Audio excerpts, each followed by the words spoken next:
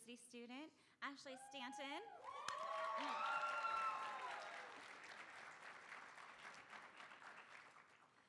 And we'll show similar enthusiasm for everyone else that comes after. But she will be discussing her work with the effects of environmental vision training on acuity and pupil size in college-age participants. Welcome, Ashley. Thank you for that. Can you all hear me? Okay, sweet. Again, I am Ashley. I'm from Pacific University, and I'm looking at the effects of environmental vision training on acuity and pupil size in college-age people. So vision training has been a hot topic in research for the past few decades, where practitioners have found that they can actually enhance vision given exercises or therapy. However, this is done.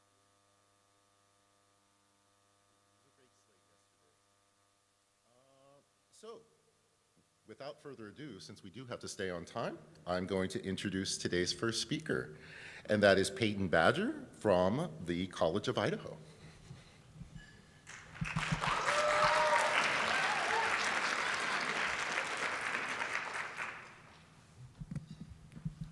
Hi everyone and good morning. My name's Peyton. As mentioned, I'm from the College of Idaho. I work with Dr. John Thurston. And this summer we also had a lot of help from Boise State University, so we'd like to thank them as well.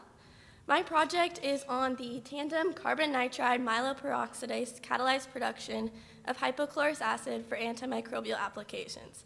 Now I know that sounds like quite the mouthful, but essentially all we've been working on is building a better Band-Aid. We all know what Band-Aids are and use them regularly. I know I have a few covering up a cut on my leg right now. Essentially, all we're doing is trying to make a system which utilizes, in our case, the two key players of carbon nitride and myeloperoxidase to play an active role in the healing process. We're focused on topical wound care, and this really is a very pressing issue to address right now. Chronic wounds affect 2% of the US population annually, and then if we look at more of a global scale, wound care cost $2.8 billion in 2014, and this year is predicted to cost $3.5 billion.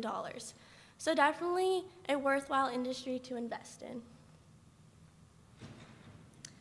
When we designed our system, so our better Band-Aid, we looked to model our system after the work of something that already does work in our bodies, neutrophils.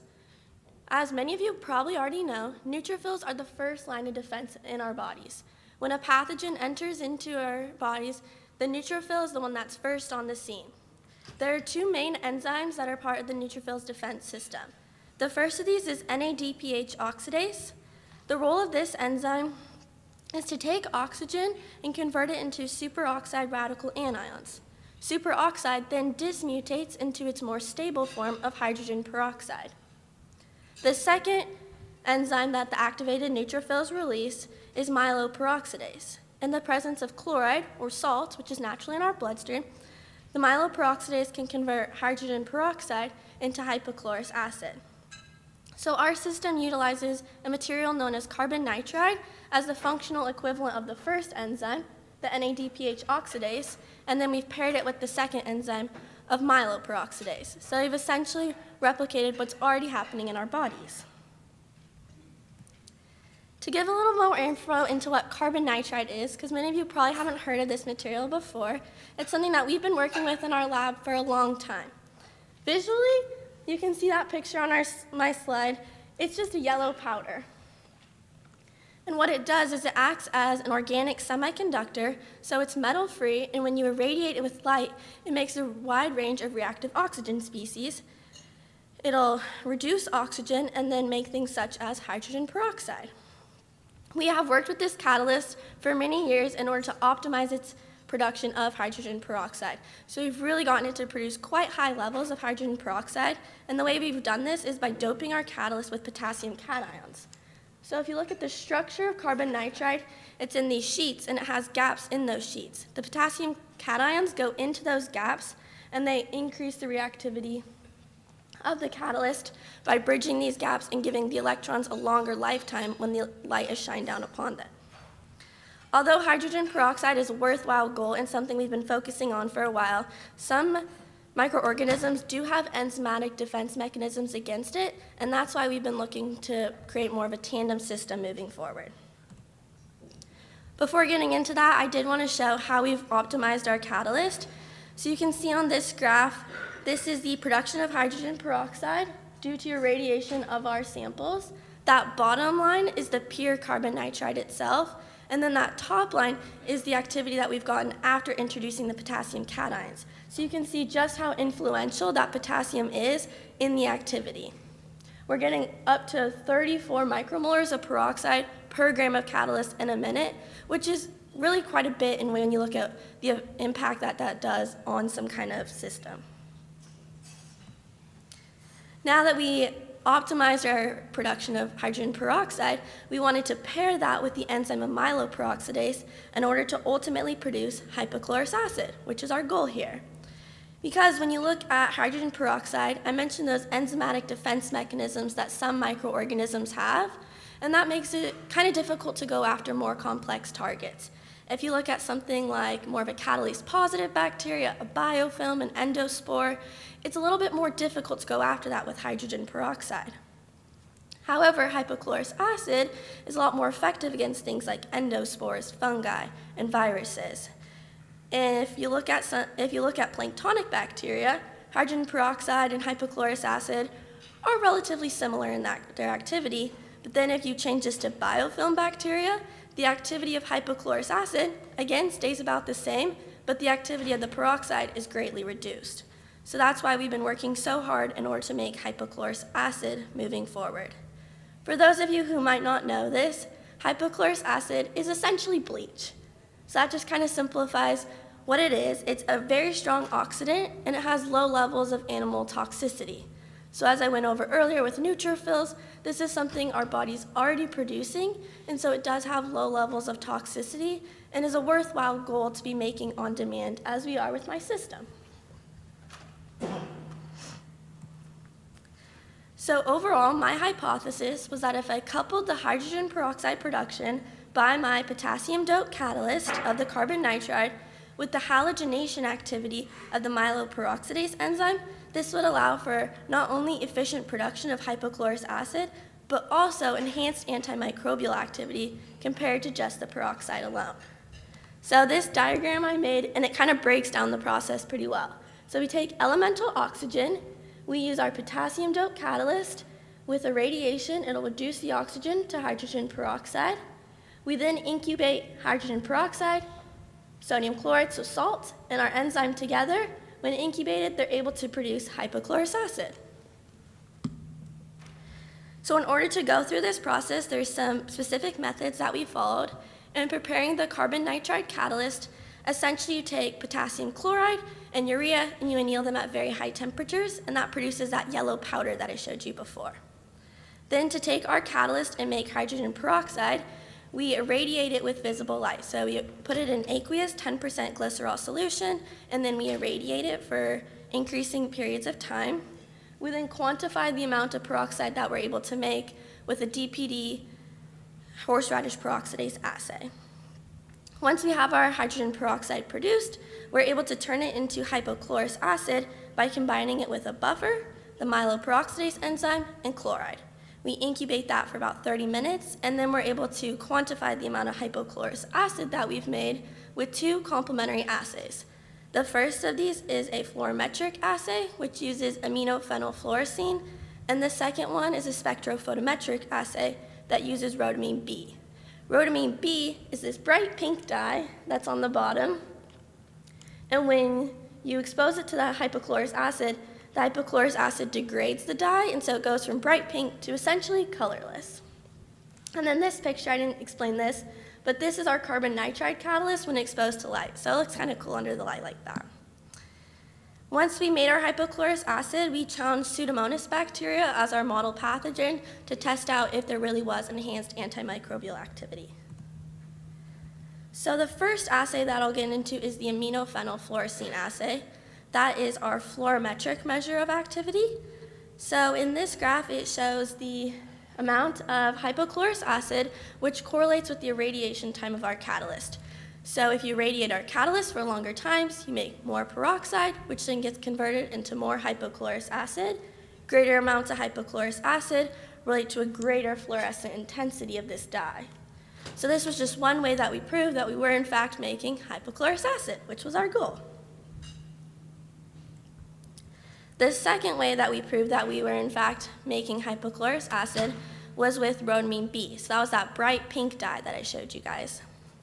The one on the left shows the degradation of our dye by our potassium doped carbon nitride myeloperoxidase system, and again showing the impact of concentration on that degradation. So this leftmost dye, you can see this highest absorbance peak would be that bright pink color with no hypochlorous acid, and then these drops in the peak correlates with a drop in that color change. So this bottom one would be the essentially colorless one. The dye has been degraded by the hypochlorous acid system. This next graph was a further proof to us that we were making hypochlorous acid. What we did is we added the scavenger molecule of taurine, which goes selectively after the hypochlorous acid molecules, and we saw no degradation of the dye at all, so that was pretty good confirmation to us that we were making our target molecule. This graph on the right shows the multitude of control studies that of course we ran on our system because we wanted to make sure that you needed all the parts of the system there to actually show this activity. So it wasn't just the peroxide or the chloride or the enzyme alone doing it, but it was the fact that they're all working together in our system that was able to have this impact. So if you look at this leftmost bar, this one doesn't have peroxide, we don't see degradation of the dye. The next one doesn't have the enzyme, again, same thing. We then didn't have the chloride, no degradation of the dye. This was with the taurine. And then this fourth bar is where we brought it all together. So we have our peroxide, we have our enzyme, we have our chloride. And this is where we saw full degradation of the dye occur. So we got almost close to colorless in this case. You can see it's very close to the color of just the water alone in this case. We then took our system, we've confirmed that it is making our goal, it is making hypochlorous acid, and we were able to do some preliminary antimicrobial work. I say preliminary because we're definitely hoping to do more work in the future and really confirm what we've seen here, but this was some pretty promising first steps. In this figure, you can see this production by our tandem system as it was applied to Pseudomonas bacteria. This bottom red one is our full system. So that has, just like that fourth bar, it has all the parts of the system together. Peroxide, enzyme, chloride, and you can see how the growth of that bacteria has plateaued and hasn't really reached that same growth as this other green line, which is essentially peroxide alone.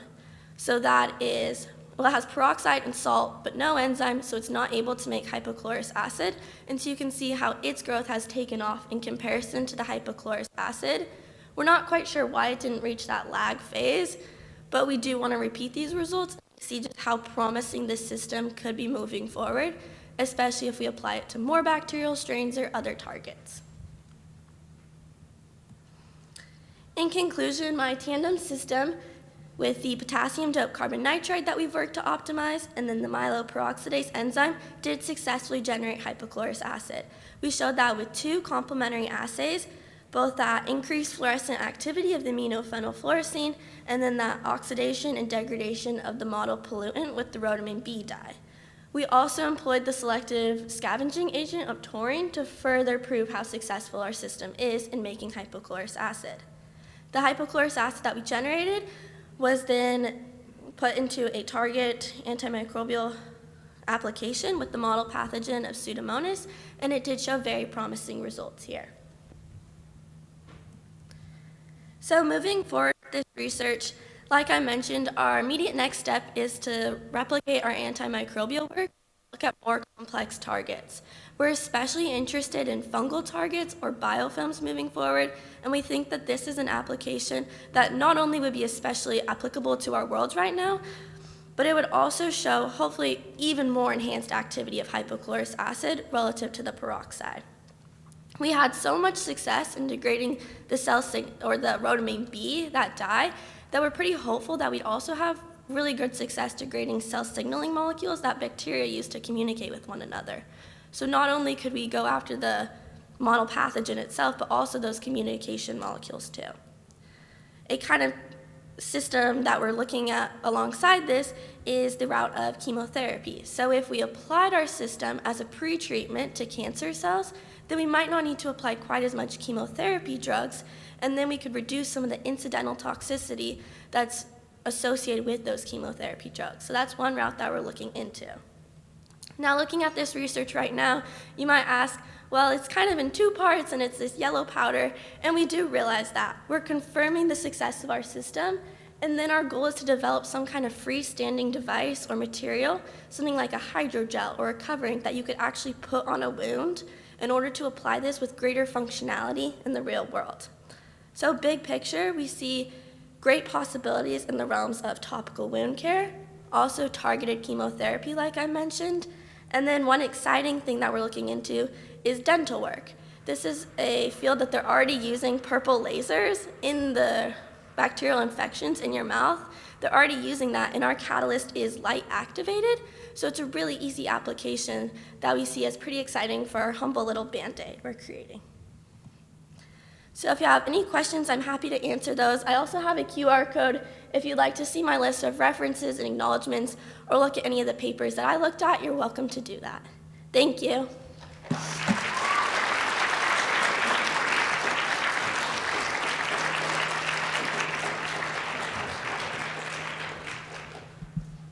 All right, that was fascinating stuff, Peyton. Thank you. Let's take a time to gather around your tables and think about questions. What questions do you have? What are you curious about? And then you're welcome to come to the mic to ask Peyton.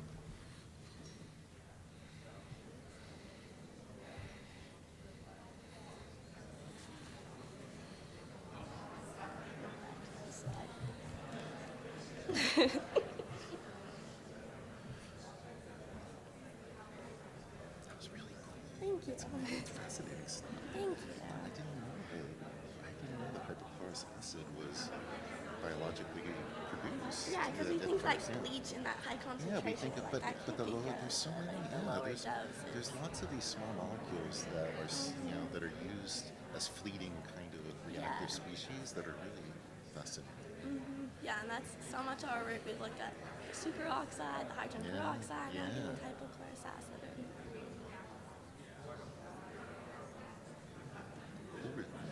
And the assays were really, really tight error bars. Yeah. I know, it was very it seemed like very reproducible. And once we found the rhodamine B, we were like, because the fluorescent one gave us so many trouble, and then we got rhodamine B, and we just saw the pink tick there, and we're like, okay, like, this is promising.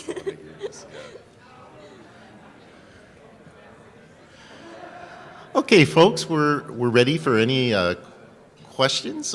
So please come to the mic.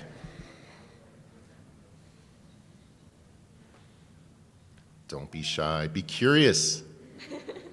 All right, go ahead. Hi, Peyton. Good job for starters. And then I have a two-part kind of question here. So one, I was wondering on your graph about the bacteria, the x-axis was only 24 hours. So I was wondering if you thought if you watched it for longer, if you would have seen like a decrease, or if you would think it would just keep that plateau. Yeah, so we only did monitor it for 24 hours. I think in future studies we are looking at doing more like a 48-hour study. Hopefully we would continue to see just this plateau. One thing we would hope to see is with this green line, with just the peroxide alone, it never reached that lag phase, and that's something you typically see is eventually you will hit that plateau in growth, and so I think that would make this a more replicable study if we did see that lag phase, and so if we looked at a longer period, hopefully we'd see those more replicable results. Okay, and then my second question is why not just bleach? Like, why is this system more effective than just bleach on its own? Yeah, I think that's a question that a lot of people would have, because you can't just go to the store and buy bleach for a lot cheaper than this enzyme. But a lot of groups have done research into looking at hypochlorous acid and bleach, and when you apply it in low doses over a sustained period of time, it's not only much more effective, but much less toxic. And so that's what our system allows you to do, is that sustained application over time. It's this dose-wise application that we can apply, depending on how much light you apply to the catalyst, you can very much manipulate how much you're applying and do it over a very sustained period of time. And so that's kind of why we system over just a jug of bleach. Hi, super cool talk, by the way. Loved it. I did a quick Google search, and it seemed the Pseudomonas is a gram-negative bacteria, and I was wondering if you think this would apply, like work just as well in a gram-positive bacteria, since their cell walls are composed of like different amounts of peptidoglycan, or gram-negative has like the 2 cell membranes. So, wondering what your thoughts are on that. We would hope to still see enhanced activity of our system, but as I was talking about, I don't know which slide, but when you look at planktonic bacteria themselves, the activity of peroxide and hypochlorous acid is relatively similar, and we can admit to that. And like if you look at different strains, they've done a lot of research, and sometimes peroxide is more effective when you look at just bacteria, but it's really these more complex systems that we're targeting. So it's things like biofilms, viruses, endospores. Those are really what we're moving towards going forward. So we wanted to start with a bacterial target, and then, but it's those more complex things that's where we're really hoping to see that huge difference between the two. Okay, cool. Thank you. Yeah.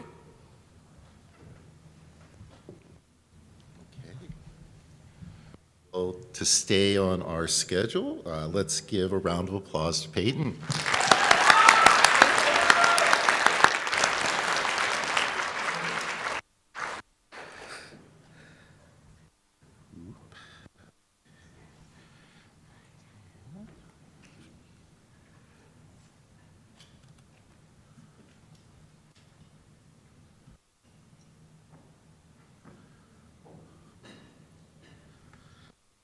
Our next talk will begin at 8:25.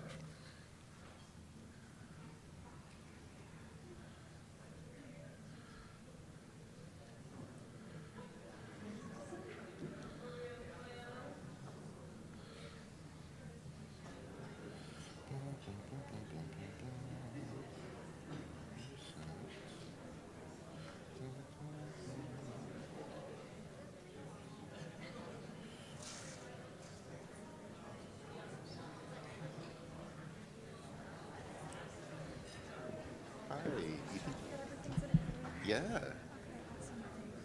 I had transportation issues this morning, so I Oh, couldn't come no. here. Oh, It was not great, but oh. I'm here But now. you're We made it. here. You made it? All right. Okay. And I think everything is coming up and loaded up as you, so I think we're good. Okay. Hi, Yuri. Oh, absolutely. Forgot something in my bag.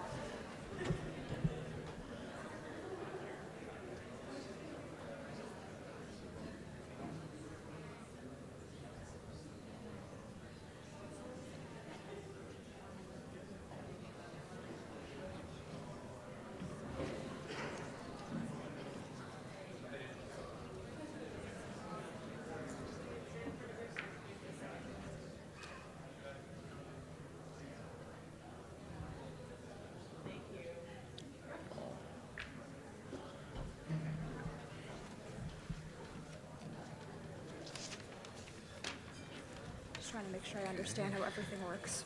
It's another chemistry one, yes. I know. I'm a chemist. So. Oh, yes. No, big like, fan. the first day I was like, where's the chemistry? Why are there no one here? Yeah. The chemists are in the house, definitely. So I'll be sitting right there and timing it, since that's what I have to do.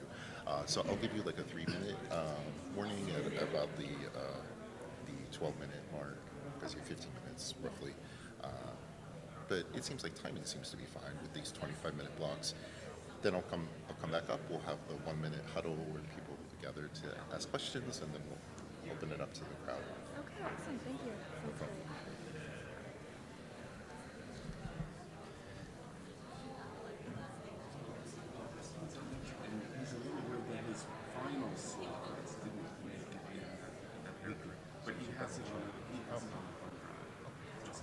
Okay. Okay.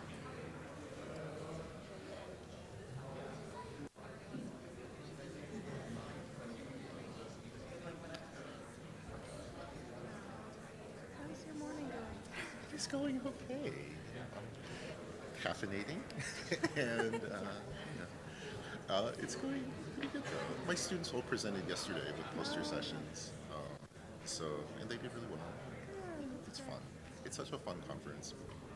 Really, just seeing everyone so excited about science, like all in one place. It's really fun. It's really large too. It is for an undergraduate conference. I know. Are you a junior or a senior? Or what? Senior. You're a senior. And are you from the Northwest or? Yeah, I'm from Reed, which is in Yeah, Portland. right. Yeah, but are you from the Northwest originally? Oh, or? yes, I'm from wine country, like Newburgh, Dundee. Oh, You know okay, that cool. area? Yeah, absolutely. Well, I think we have time. Okay. Okay, welcome back, everyone. Whoa, that did not work. Okay. Okay, welcome back, everyone. It's so great I know as a undergraduate mentor myself, seeing our students up here presenting is such an amazing feeling, and I see lots of mentors taking pictures and things, and I remember years and years ago, I had my first student presenting at the Murdock conference, and I was like, oh, and then I think most recently he was a postdoc at Harvard. You know, like it is amazing what all of you will go on and do. You do not realize this yet, but you're going places, and this is the doorway. This is your beginning. But you'll always remember your first Murdock conference. So it's a really special time. Okay, well, without further ado, our next speaker is Ethan Greger from Reed College. Ethan, take it away. Good morning. Good morning. I hope everyone's doing well. As he said, my name's Ethan Greger. I'm a senior chemistry major from Reed College. I do research in the Bowering lab there. And so today I'm here to talk about a project that I'm involved with that's a mechanistic investigation of an iridium-ruthenium catalyst for formic acid dehydrogenation, which means that I work with transition metals to try and move towards a more sustainable fuel economy. And also, if you don't know what some of the words in the title mean, that's totally okay. There's a lot of really niche ones, and we're going to explain them all as we go through the presentation. Okay. So why did we do this project? Why are we interested in it? So we as a society need a carbon-free fuel to replace gasoline. Fossil fuels and gasoline that we currently rely on release greenhouse gases, which exacerbate climate change.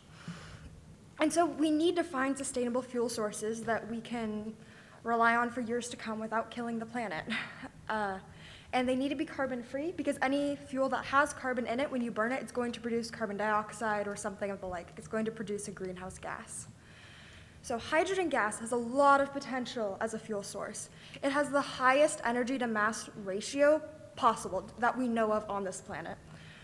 However, it's really difficult to transport and to store. Hydrogen gas is small enough that it can pass through metal, so unless you have specially coated canisters and such, it'll just vanish. Also, a good quality of a gas is that it's explosive, but being explosive makes it rather difficult to safely transport. So it also needs to fit in our existing liquid fuel economy and the infrastructure we have for that, thinking about like the pumps at a gas station. So in order to fix these issues, to work with it, a liquid hydrogen gas carrier could do a lot. It would stabilize the gas and prevent it from escaping through a canister because it'll now be a liquid, not a gas. And formic acid is one such promising carrier. It does need a catalyst to release the hydrogen gas from the formic acid, but that's kind of a good thing because it allows us to have more control over how this gas is produced and when. So the reaction that the catalyst is for is called formic acid dehydrogenation, which I'll be referring to as FAD throughout this talk. So it is the breakdown of formic acid into hydrogen and carbon dioxide. And to be clear, the formation of formic acid is also formed from hydrogen gas and carbon dioxide. So there's no carbon dioxide being produced, merely recycled. So for this reaction, for FAD, there's been a lot of research into catalysts. And one of the best ones we currently know of was reported in 2010 by the Fukuzumi Research Group.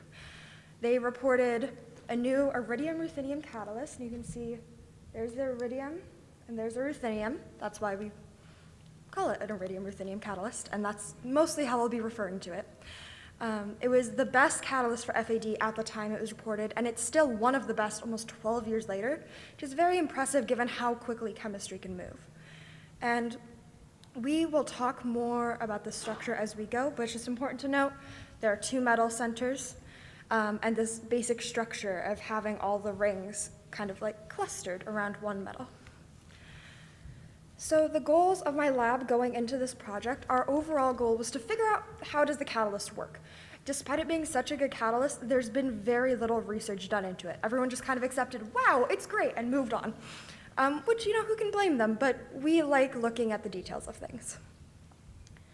So we want, as a lab, to figure out what steps occur to produce hydrogen gas, what are the conditions it needs for catalysis, and what is the purpose of the ruthenium.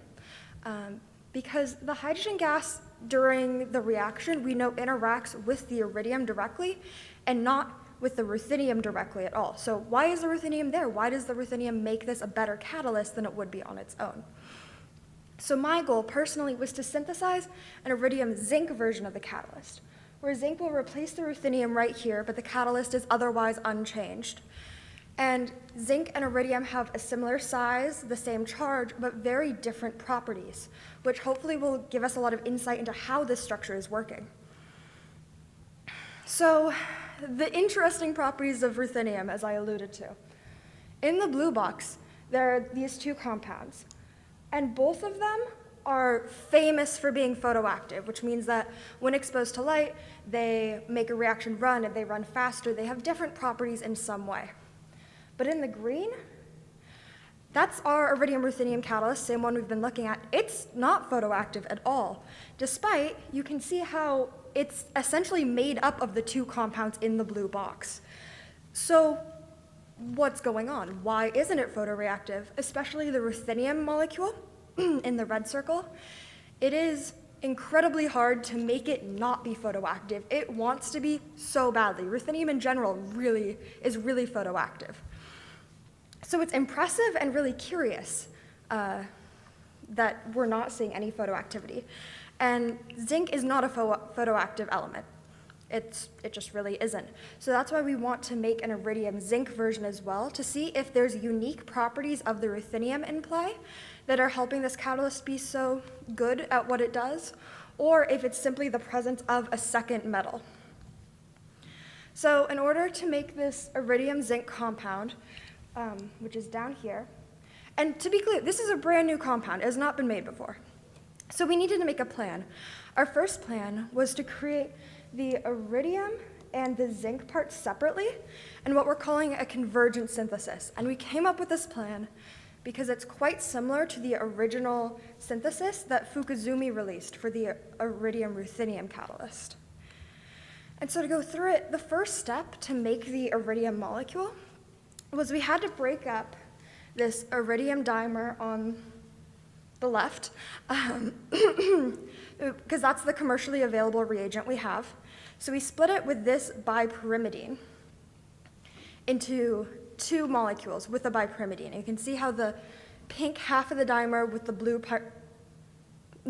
bipyrimidine combine to form our purple molecule.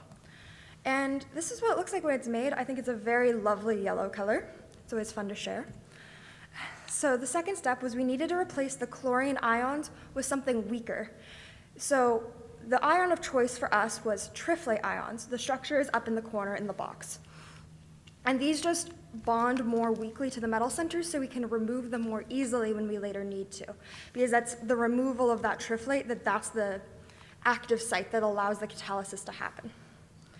And once again, here's what it looks like when it's all done. It's a very similar yellow color. They're slightly different when you put them side by side. And it makes sense because it's a very similar molecule. So the synthesis of the zinc portion is we took our commercially available zinc reagent here that also has 2 triflates with it, same that we were just looking at, and add bipyridine, very similar to bipyrimidine, but slightly different. And we need 2 bipyridines on the zinc center. And it's very important that we have 2 exactly. And it all fits together like this. The triflates stay part of the final molecule. However, we ran into issues here because we found that the zinc bipyridine complex does not want to exist just with two, like we want it to. It forms an equilibrium between the mono, bis, and tris forms, which mono, bis, and tris are referring to 1, 2, or 3 bipyridines on the zinc center. And so we could completely purify it, we could totally isolate the bis form, but as soon as we dissolved it in something, the mono and tris species would reappear, which was a problem. So we're like, okay, well, this is what we have. We've done all this work. We're going to try and run the final synthesis. We're going to try and combine them, even though we don't have an isolated product. We have a mixture. Unfortunately, that didn't work. The mixture was a problem. So we had to try again. This convergent synthesis was not going to work. So we made a new plan. This one we're referring to as a linear synthesis, because we take the iridium compound that we had made from before, and then directly add the zinc, and then the bipyridines. So it's just one path the whole way through. So starting with our same iridium complex, the iridium triflate complex, we added the zinc triflate, also the same reagent as before. And this time, it just adds the zinc onto the bottom. All alone, no bipyridines yet. Then we add the bipyridine, and because there's only 4 spots available to bond on the zinc, it can only form the bis species now, which was great. If we add enough excess as well, it fully pushes it into tris and bis. We don't get any formation of a monospecies, which was great, and it worked. I mean, we did it. We made a new iridium zinc catalyst after a year plus of work, as well as 2 other brand new compounds along the way, highlighted in green. So all 3 of these are things that have not been made before. And so in conclusion, we synthesized 3 new compounds, which is a huge victory for our lab. We're very excited. And hopefully this iridium zinc catalyst will let us investigate the role of the ruthenium in this system. And so the current work we're doing now that we have this is, personally, in addition to doing the synthesis, I'm now investigating the conditions needed for catalysis. We found that the system, the reaction, is very air sensitive, and we have to run it entirely in a glove box. If we take it out and use like our normal air-free techniques that we typically would, it doesn't work. The air-free techniques are not air-free enough. So that's been a whole struggle we're working on. But once we have the catalysis hammered out and really consistent, we're going to run the iridium ruthenium catalyst against the iridium zinc, as well as an iridium monometallic that we've also made. We also sent in 2 of the new compounds for X-ray diffraction crystal structures, and we actually got one of them back yesterday, which is really exciting. So that's been really cool. And this picture is the apparatus we're using for measuring how well the reaction has been running. The reaction flask is shown here, so that's where our catalyst and the formic acid, as well as some buffer and other things needed for it to be stable, are. And this cannula is basically a really long needle. And the needle goes into a beaker full of water and up into a graduated cylinder, also full of water. So when it begins, it's totally full, there's no gas. And as gas is produced by this reaction, it bubbles into the graduated cylinder, and we can use the markings on the cylinder to see how much gas has been produced, which is really cool. And also something that sometimes happens in intro chem labs, so some of you may be familiar with it. But it's cool to see that it's not just some random little intro chem thing. It is still used for important work. Acknowledgements. Thank you, of course, to the Murdock Charitable Trust for the grant that allowed us to begin this project. Thank you to the ACS now for the funding that we use to continue it on. And thank you to all of the many undergrad students, past and present, who have worked on this project and made huge contributions. It's been going on for quite a while. And thank you to all the current students who have made our lab so much more fun. And thank you to the many, many mentors that I would not have been able to do this without. And thank you for listening.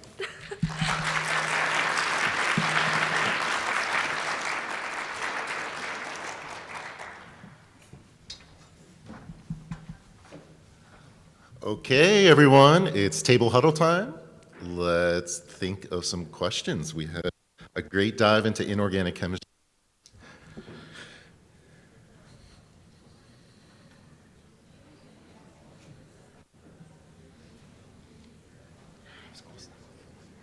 I've worked with that iridium precursor for the CP star. And I hit that stuff with iridium, the weakly coordinating anions called BARF, which is a fluorine one. It's like even more weakly coordinating than triplet, which was fun. It was fun when I was a postdoc. Now I'm an organic chemist, but I went back to my comfort zone. But I love this stuff. It's really cool. It's really cool. For me, it was the opposite. I was so bad at organic. I was like, we're going to go this far.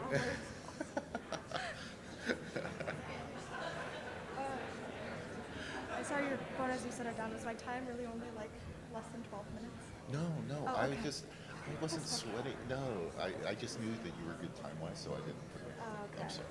No, you're I okay. didn't- yeah. I was like, I have a tendency to rush when I'm nervous. I was like, I thought I slowed down. Oh, No, no. you did. No, you Okay. did great with timing. Yeah, it went, yeah. It was about, I think it ended up being about 13 and a half minutes or something like that. So that was fun. Okay, could we have some folks come to the mic? Curious researchers out there, we have one at the mic. Let's go for it. Oh, kid. Yeah. Sorry, can you turn it on? Sounds good. Is it on now? Okay, Yeah. sorry. Thank you. Wonderful presentation. I was wondering how your so with the zinc compound, there was, you were mentioning how there's an equilibrium between the mono, bis, and tris forms.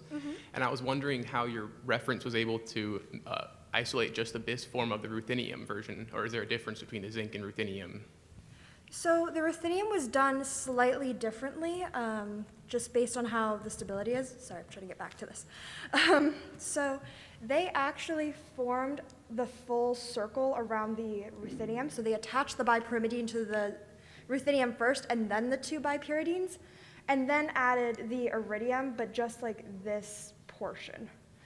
So I don't remember exactly why. Like I said, I think we were having a hard time with it being stable in that direction, which is why we put a bipyridine on it first, bipyrimidine. Awesome. Thank you for clarifying. Great presentation. You're welcome. Thank you. Hi. Great presentation, by the way. So it sounds like you guys are trying to obviously take a more green approach to these gases, but then I've noticed that you use methyl cyanide in DCM. Yeah. Have you ever thought about using something more green as opposed to DCM? Because that's not really green at all. Absolutely no. I laugh sometimes when looking at green chemistry because, yes, the work we do is so far from green, unfortunately. So far, the work has been very much make a catalyst and see if it works, and if it does work, then we can make a green synthesis. We're doing all of this on such a tiny scale that we're not creating very much waste, thankfully. But absolutely, if we find a catalyst, which honestly it probably won't be our lab, but if somebody does and it goes to industry, one of the very important steps will absolutely be making it a greener synthesis. Awesome. Thank you so much. Yeah. Thank you very much for your presentation, Ethan. My question for you is, what was the spectroscopic evidence of the zinc equilibrium between the different forms? So we did it all with NMR. I don't have that on my slides, unfortunately. But we were able to, we could see all the peaks, and because we could push it to mono and bis or bis and tris, we were able to just identify all of the peaks and which of the compounds they referred to with just a lot of tests and a lot of repetition. Great, thank you. Mm-hmm. Thank you for your presentation. I noticed in your first, your primary reaction, where you're catalyzing formic acid to then make this hydrogen gas, you're making CO2 as a byproduct. I was wondering if you had a way of kind of dealing with the CO2. Yeah, so I tried to address that a little bit, obviously not well enough. Thank you for bringing that up. The formic acid is also made out of carbon dioxide. So we make the formic acid with the carbon dioxide and then release the carbon dioxide from the formic acid. So we're not making anything new. We're just reusing what's already here, basically. All right. Does that make sense? Yeah, thank you. I had a question to follow up on that. So when you make the formic acid from the hydrogen, from CO2, does that for storage? Does that in itself require any energy, and if so, where would you get that from? I believe, I know it also does require a catalyst, and I believe it requires a little bit of energy.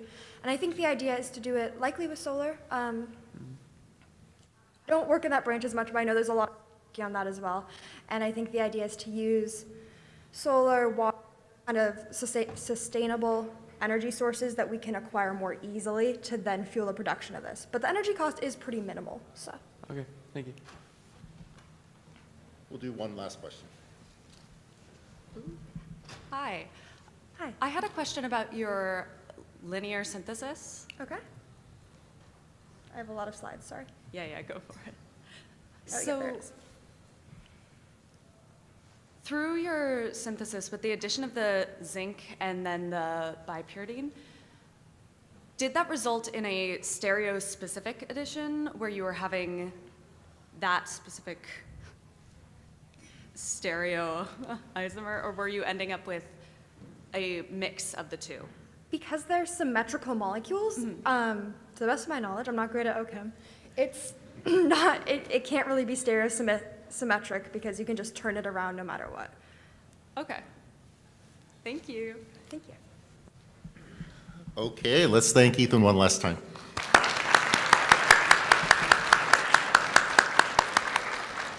Great job. Next up will be a talk at 8:50. Oh, no problem.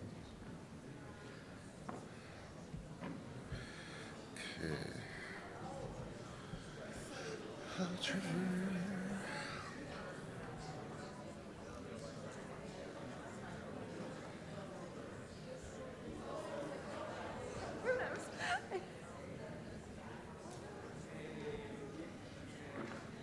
You wanna come up?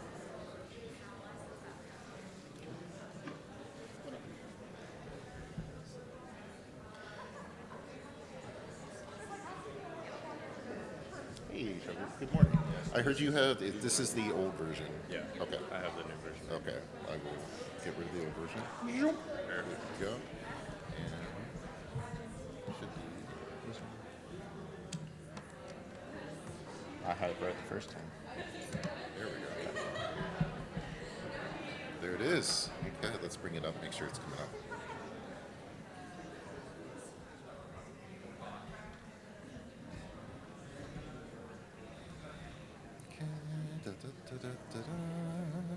That was good. Got the spectra at the end. Okay. Perfect. Yeah. Looks Got good. lots of Oh yeah, spectra. lots of spectra now. Okay.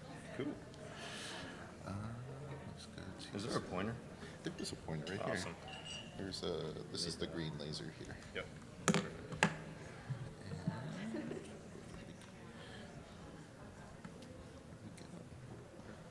Okay, we have a couple minutes. Yeah. How was your conference been so far? Good. Came down from Central. Yeah. How long did you do? Well, I think it's supposed to be 4 hours. 4 hours. But slow driving for 6.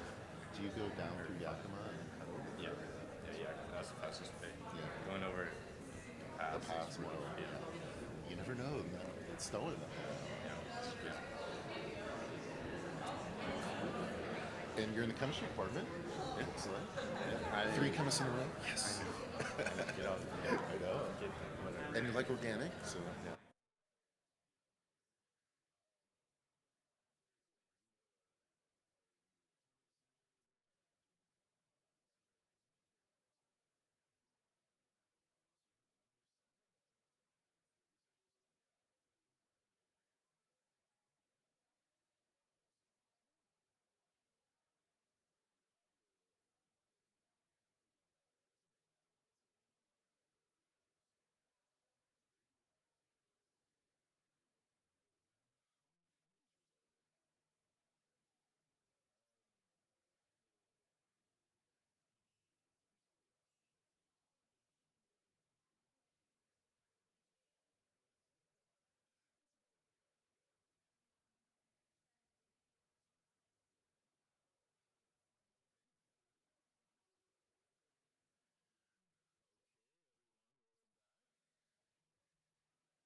Our next presenter is Trevor Ridley from Central Washington University. And looks like it's an organic chemistry talk. Should be a good one.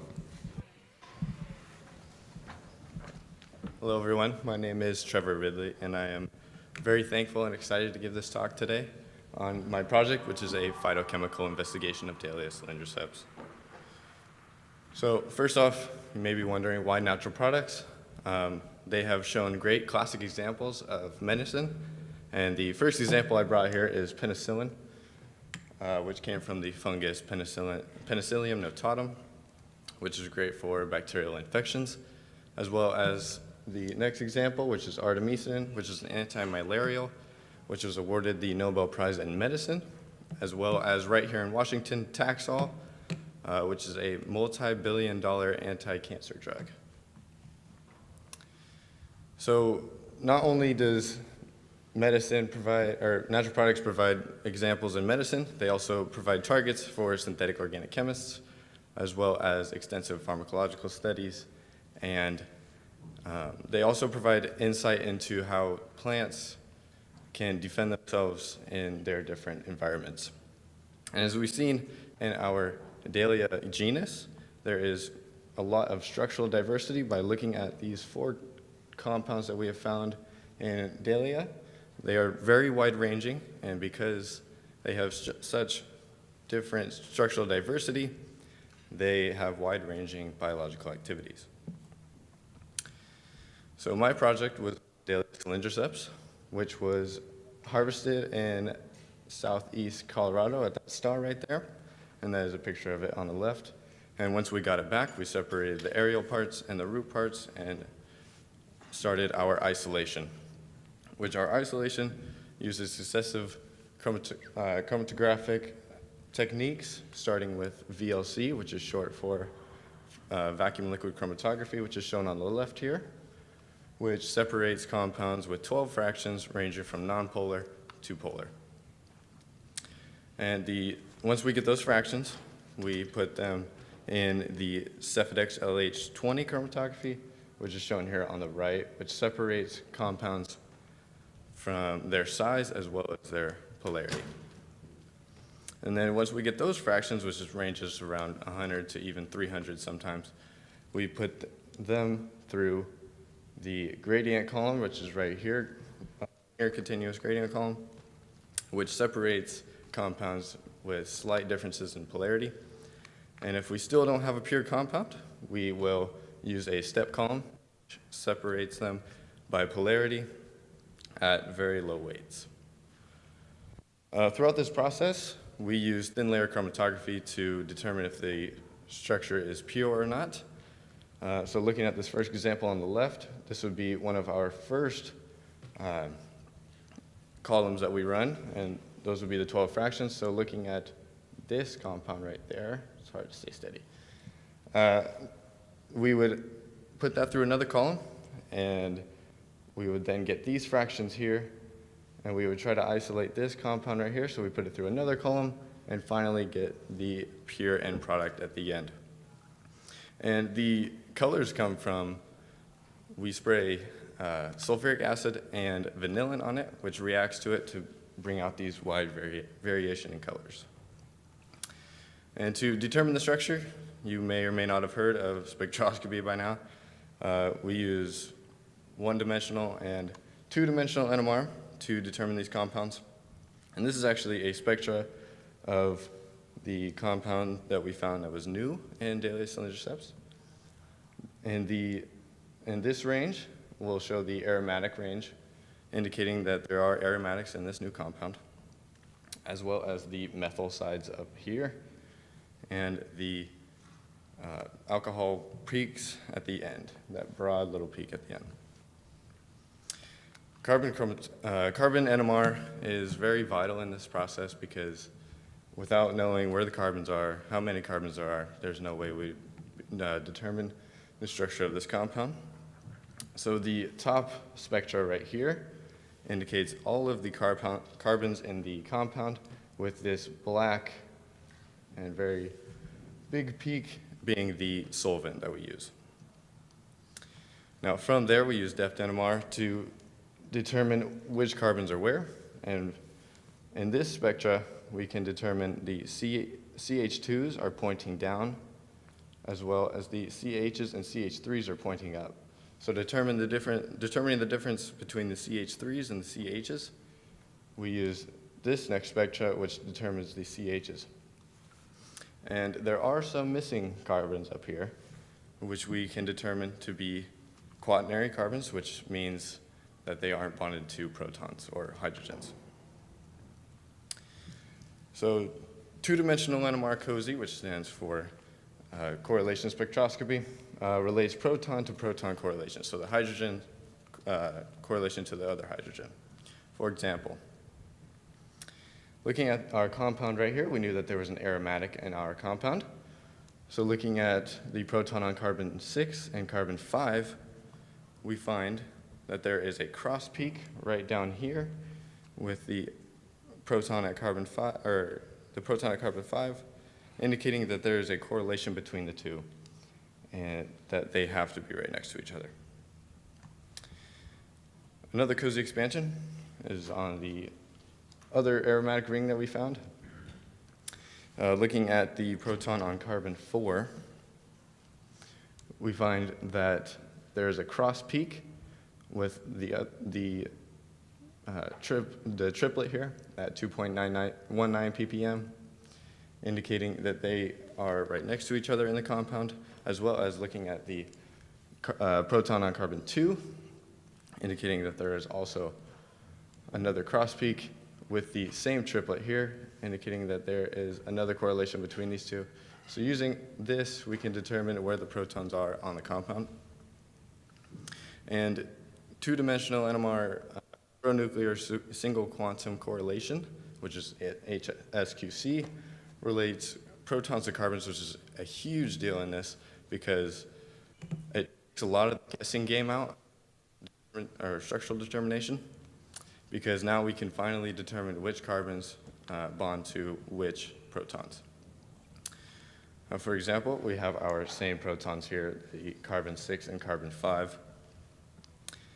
And the the proton at carbon 6 was at 6.41 ppm, had a cross peak with the carbon at 108.7, indicating that there is a correlation between those two and they are connected.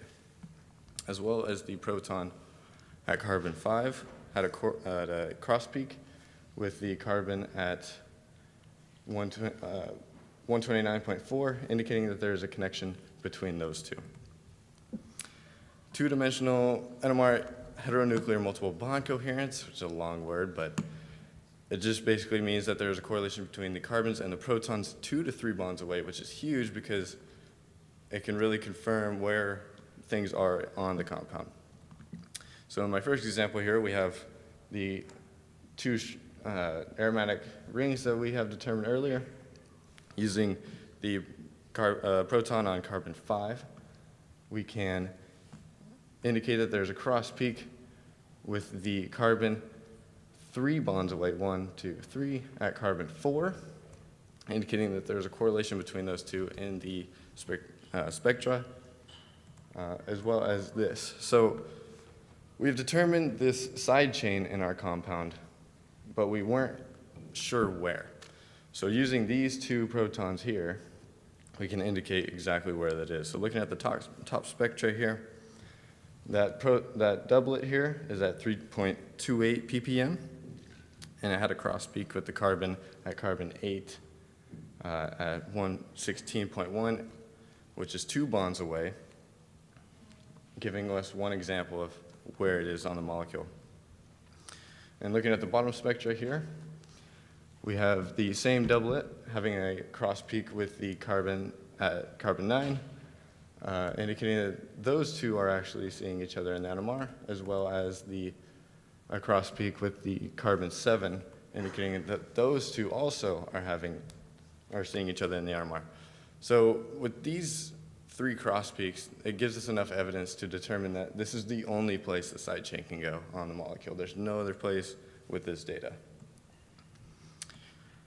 Now, going on to the other side of the compound, we have this side chain, which is the same thing. We aren't exactly sure where we're supposed to go there. So using this method, we can find that very easily. So this singlet was found at 1.44 ppm, indicating that it had a cross peak with the carbon at carbon 5 prime, and showing that there's only one possibility of where that side chain can belong. And this example really just ties the whole compound together because it shows that proton right in the middle. And that proton was found at 7.18 ppm, having a cross peak with the carbon on the side, or the carbon on the side chain 3 bonds away, which means that the side chain can only be on 5 prime, because if it was further away, we wouldn't be able to see the cross peak. And then looking at the cross peak with the carbon as well at carbon 2 here, it also had a correlation between those two, indicating that those two parts of the compound were linked together. And that was the compound 1 that we just solved right here. And we found 2 new compounds in daily cylinder substances 1 and 2, as well as 4 others, and then 1 that hasn't been determined structurally. These compounds, or compound 1 had some chirality centers, which are shown at carbon 2 and carbon 4 down here. And we determined the relative configuration of these two are trans based on the proton NMR data. And the absolute configuration hasn't been determined yet. However, we will use circular dichroism as well as other chemical methods. The future plans for this project is to determine the absolute configuration of compound 1, as well as do biological testing, which may be in collaboration with Dr. Christine Solomon at the University of Minnesota Center of Drug Design, who tests on a panel of these microbes right here. And what I will be starting in the winter is Dahlia carnea, which was recently collected in Florida and the only Dahlia species that will be in study from the East Coast. I would like to thank Paul Clint Spiegel at Western Washington University for the circular dichroism spectra, the staff at Central Washington University, V. Bolowski and L. Bolowski for assistance in plant collection, David Giblin at Berg Herbarium, University of Washington for authentication of plant specimens, as well as the MJ Murdock Trust for generously hosting the conference and giving me the opportunity to give this talk. And I will give any questions, or happy to answer any questions that you may have. Thank you.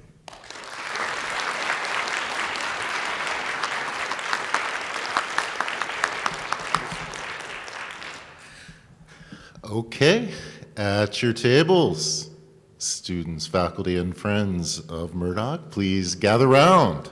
And what questions do you have about natural products and NMR spectroscopy?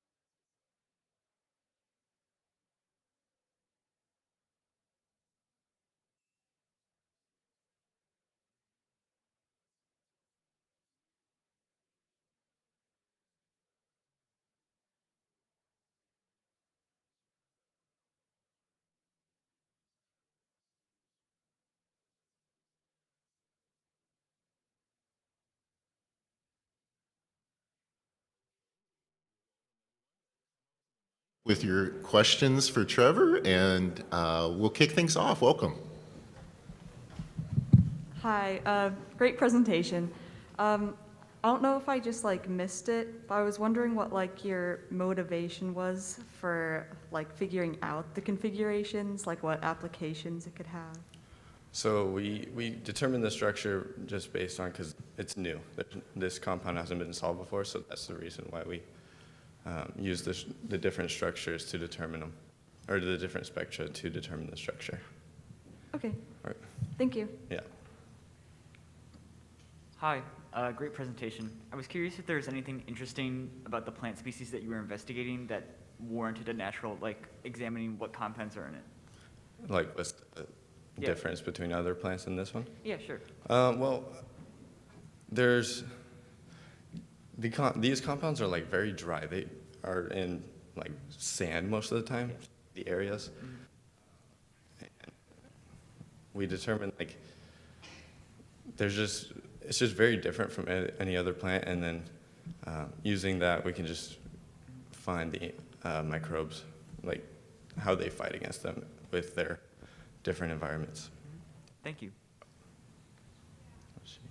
Hello, great job on your presentation.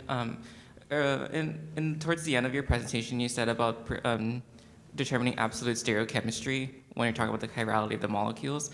I was wondering what those future endeavors or methods are in determining that absolute stereochemistry. Okay, well, we've actually have the CD spectra right here. Each molecule is different with the positive and negative, and we're still determining that, but with previous structures, it's actually usually shown that the carbon 2 at the top is S and the bottom one is R, but we can't say that for sure because this is just different in a way that we can't determine yet. Thank you. Yeah.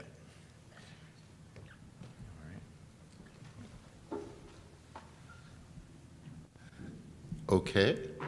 And with that, I think we need to give Trevor a big round of applause. But first, let's make it super loud so they can hear it next door, because we keep hearing them. So physical sciences, yeah! Woo!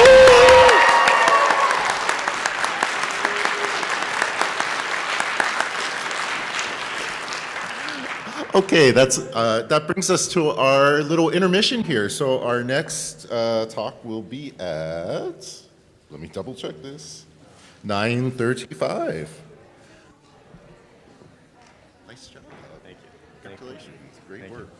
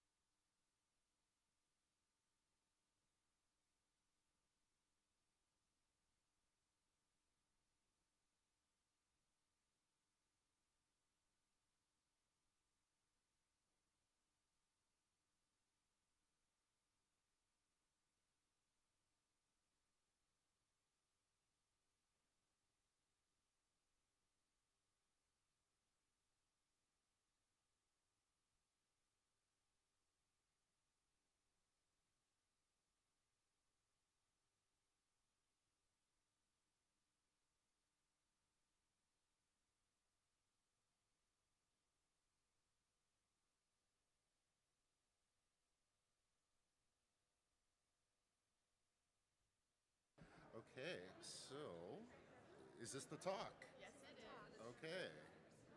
Sandy surprise. Fun. Oregon's coast. When we're flipping through it, should we just click on this? Yes, I think that we have. I think we'll go to the slideshow, and then you can just use these. We also that down one? Okay. or over, I think works too. Yeah, either one, either down or over. Yeah. There we go. And we also have this clicker here with a laser up top. If you want to print anything. Okay. That's really good. to And you're Maya, and you're Shelby. Yeah, nice to meet you. It's a team presentation. Excellent. From UP. So did you commute in or you stay here? Commute. Oh, that's what Yeah, it is. Yeah, that would be kind of wasteful to have that. I understand. Yeah, 10 minutes is not too bad. And are you within geoscience or environmental studies? We're with environmental science with Dr. Kristen Sweeney, but we also work with Tara Pressel in biology. Okay, so it's an interdisciplinary. Yeah. Okay, cool. Okay. Okay. Welcome back, physical scientists. Are you ready? Woo! Yeah. Life scientist next door. Okay. Welcome back. And as I mentioned before, I'm Dr. Neil Yaklis from Pacific Lutheran University, chemist. But I'm here to learn all about geosciences and environmental science right now because we have two outstanding researchers from the University of Portland. So Maya and Sheridan, please take it away.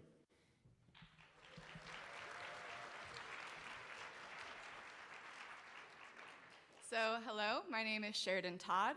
My name is Maya McDonald. And we are research students with Dr. Kristen Sweeney and Dr. Tara Pressel at the University of Portland. Our research is a culmination of 5 years worth of work, so we have a lot of past students who've contributed to this project, and we're trying to fill the gap in knowledge linking the topographic complexity of Oregon's rocky coast to the biodiversity at those sites. But for this talk today, we're going to be talking about, in particularly, this past year when we came into a sandy surprise because there was a sand deposit in the majority of all of our sites across the Oregon coast. So topography dictates how the intertidal habitat forms and the species that can live there. And it does this through tidal zonation, the motion of sediment, and protecting from the stress of waves. So sediment motion is important because different species have a different tolerance of the amount of sand and other sediments that they can have on top of themselves.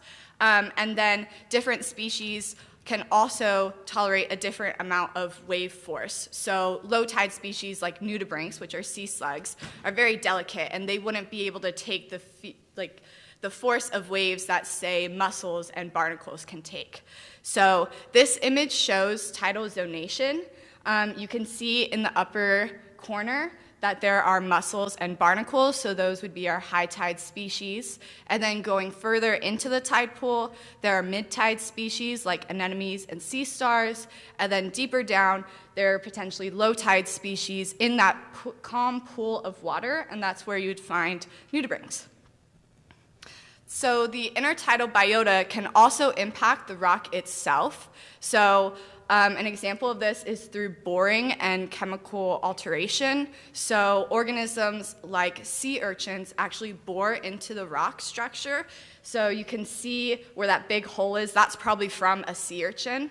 And there are also organisms that can secrete a biochemical substance that either strengthens or weakens the rock. So an example of this is barnacles. So we chose our study sites with high biodiversity and different rock characteristics, like different rock types and various elevations, in order to have a wide variety of data and a wide range of study sites. So we surveyed our topography along the shore using handheld cameras and drones, and we surveyed the absence or presence of species using effort surveys.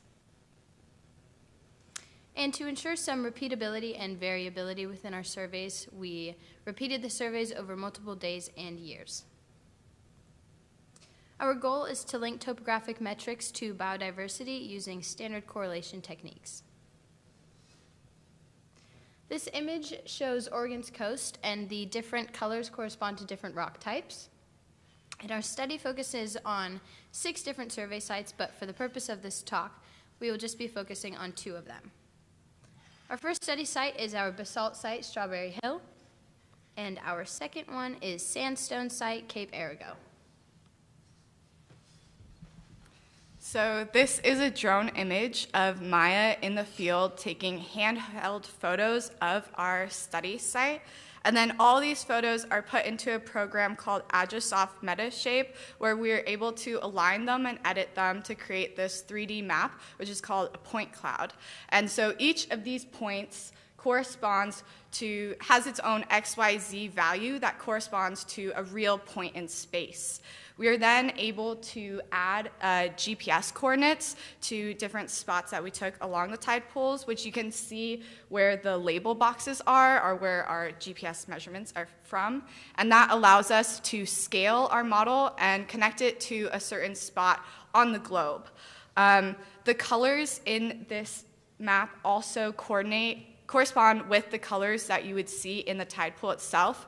So in the middle of this, there is more kelp, so you can see that in green. And then on the side where there is gray, there is more bare rock. And this is of our survey site, Cape Arago, from 2021. And this general technique is called structure from motion. So we then took the point clouds and put them into a software called Cloud Compare to calculate the rugosity of Cape Arago. So rugosity is a measure of roughness, and that is measured by how much a surface deviates from being completely planar. So in this image, the blue indicates areas of low rugosity, the green indicates areas of medium rugosity, and the red indicates areas of high rugosity. For example, the large blue areas that we see in this image are most likely the tops of boulders and flat rock surfaces, and the green are most likely small rocks that have broken down and have a medium rugosity. And the red areas correspond to high rugosity, so most likely the large crevices and pockets within our survey area. So for our biodiversity measures, we use a technique called effort surveys, which means we spent 2 hours at each of our field sites at low tide when the pools were more accessible, intensively tide pooling, looking through all the nooks and crannies of the tide pool, moving kelp to find as many species as possible. So this is an image of us doing our effort survey. So this is myself and Dr. Tara Prestolt, who has 20 years of experience of doing tide pooling. And as you can see, I'm in the middle in yellow, and I'm bending over, trying to look underneath rocks and move the kelp to find as many species as possible. And then when we went back, we noted their abundance. So this is an image of our study site, Cape Arago, and this just shows the typical rock structure of our survey site. And this graph shows mean roughness of a few of our different study sites, and mean roughness is the standard deviation of a surface relative to a specific point within our study site, which is then measured over a variety of scales. So our expectation was that harder rocks like basalt would have a higher rugosity, and softer rocks like our sandstone sites would be able to break down more easily and have a lower roughness or a lower rugosity. And as you can see here, Cape Arago is slightly less rough than Bob Creek, but in order to draw any stronger conclusions, we have to perform more statistical analyses before.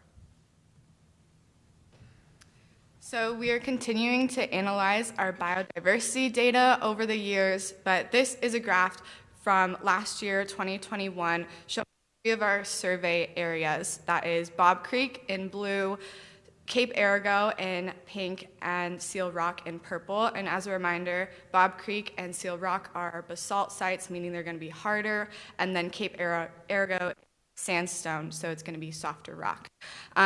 So what we did was calculated their relative biodiversity based off functional groups, meaning how the species interact with the rock.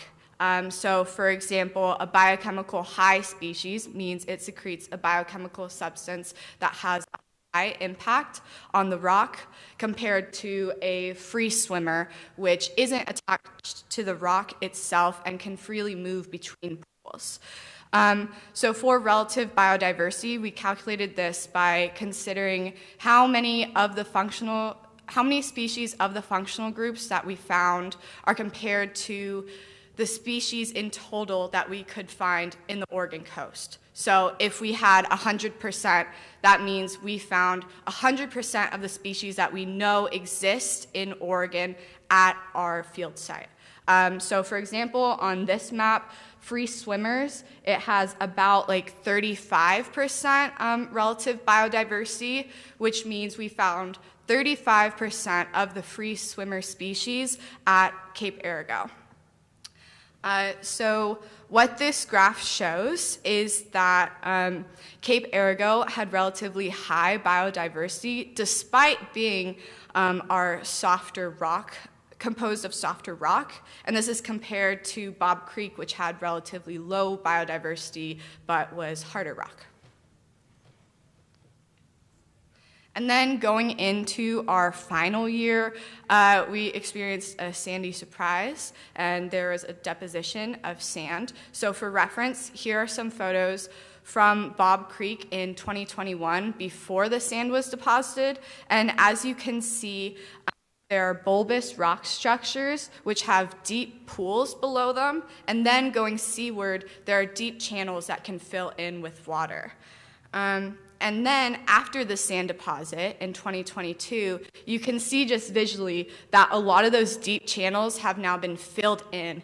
And even closer to the shore, those deep pools underneath the rock structures have sand in them. So this really impacted our study because it means a lot of the topography that we were trying to measure was now covered up. And the biota that we were trying to find that was attached to the rocks were also covered.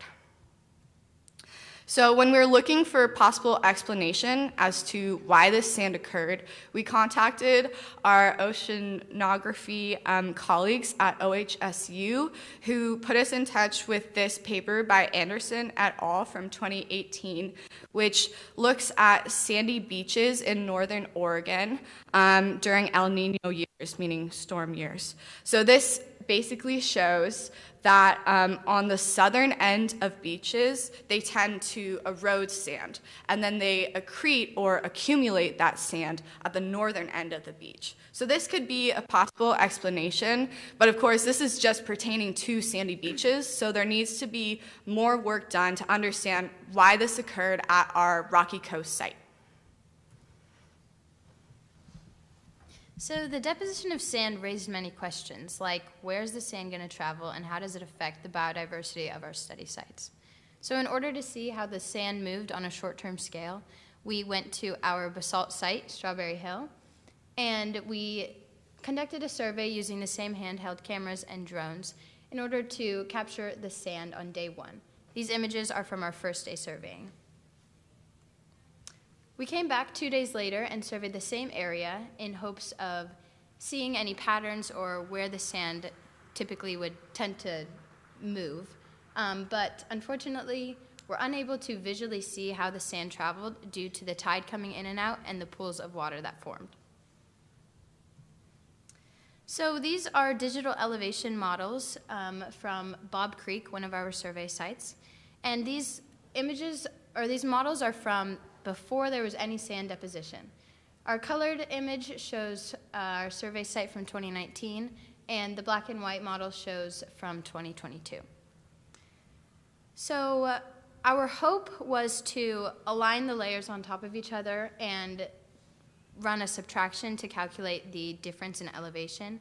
But unfortunately, our initial survey wasn't designed for repeat topography. And due to some physical problems and methodological problems, like georeferencing errors, we were unable to perform the subtraction. But with the sand data that we have from Strawberry Hill, we're hoping to run a subtraction to give us a quantitative estimate of how sand travels on a short-term basis. So the overall impacts for our research pertains to conservation and management efforts of marine habitats. So currently in Oregon, there are only 5 marine preserves. That is Cape Falcon, Cascade Head, Otter Rock, Cape Perpetua, and Redfish Rocks. And so our study shows that conservation needs to be thinking of topographic diversity as well as biodiversity. And as our sand deposit displays, we need to be thinking of conservation as something that can change over time as the suitability of habitats change. So thank you so much. I would like to give a special thank you to Murdock for funding this research, for our professors, Dr. Kristen Sweeney and Dr. Tara Presselt, and all the past students who've worked really hard on this research. So thank you so much, and we'd love to answer any questions.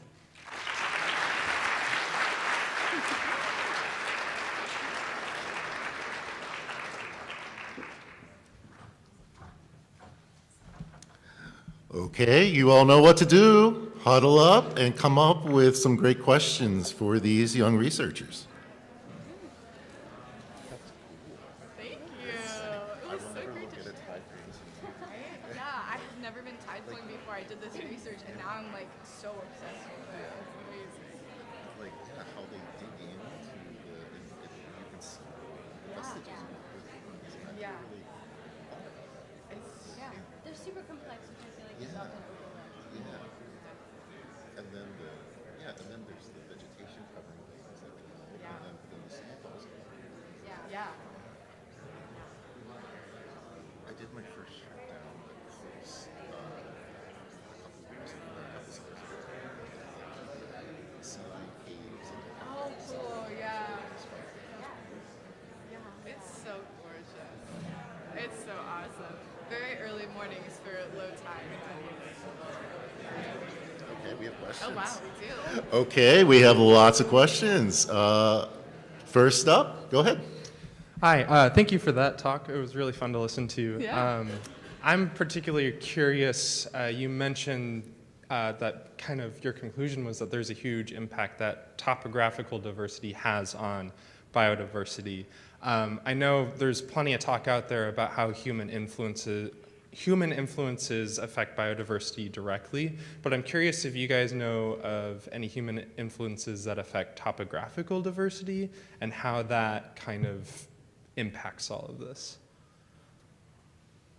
That's a great question. I'm thinking of like mining and people like boring or putting big like stakes into our field sites, which could change the complexity, you know, create its own holes and that type of stuff. I know at some of our sites we actually saw where there was like metal rods in the tide pools, which was probably for research purposes, but you think how that changes the habitat for the species that are there. So yeah.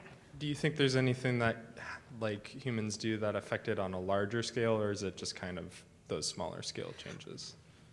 I think there are definitely large scale impacts, and like if you think of housing on the coast and how they could have, you know, destroyed a bunch of ecosystems to put in houses there that are now like toppling over because there's, you know, things are eroding away. So that would be a huge impact, and just like drainage pipes and then the chemical effect and all that too. So yeah. Thank you. Yeah.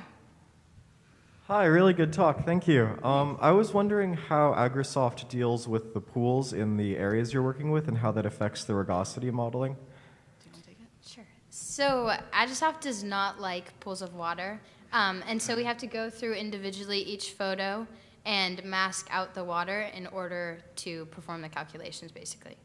Awesome, thank you. Mm-hmm. I have a question about your theories on why the softer rock led to higher biodiversity than like harder rock, beaches, and tide pools, if you have any. Also, great talk. Thanks. I'm not exactly sure on this, but I wonder if it has to do with the range of species, because our soft rock Cape Arago, which was our sandstone site, was further down on the coast, so southern Oregon.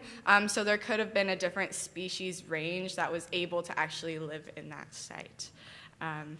But we're definitely going to be looking into, like, yeah, why that occurred. Okay, super. Thank you. Thanks. Hey there, are any of your research sites fed by waterways such as rivers? Because that can cause massive deposition of sand if anything happens upstream. Yeah. Yeah, there's one of our, at least one that I know of, Whiskey Creek, which isn't too far away from a river, which could definitely impact like the Yeah. deposition that is there. Like it's more of an estuary thing, but you might consider it. Yeah. Totally. Thank you. Hi, that was super cool. I love seeing the intersection between ecology and geology there. Yeah. I'm curious if the difference in rock types at each of those sampling sites might also correlate with differences in the offshore structure of the underwater portion. For example, are there reefs at one location and not at another? Is there a shelf offshore? So I'm curious if there might be impacts not necessarily directly tied to the rugosity of those rocks that are still tied to the differences in geology. Yeah. That's a really great question. I'm not aware of any coral reefs that are like offshore, but I don't have all the knowledge in that, but that would be really interesting and how it affects like how coral is able to attach to the rock and that stuff, or like if there's a certain shelf offshore and if that affects it too.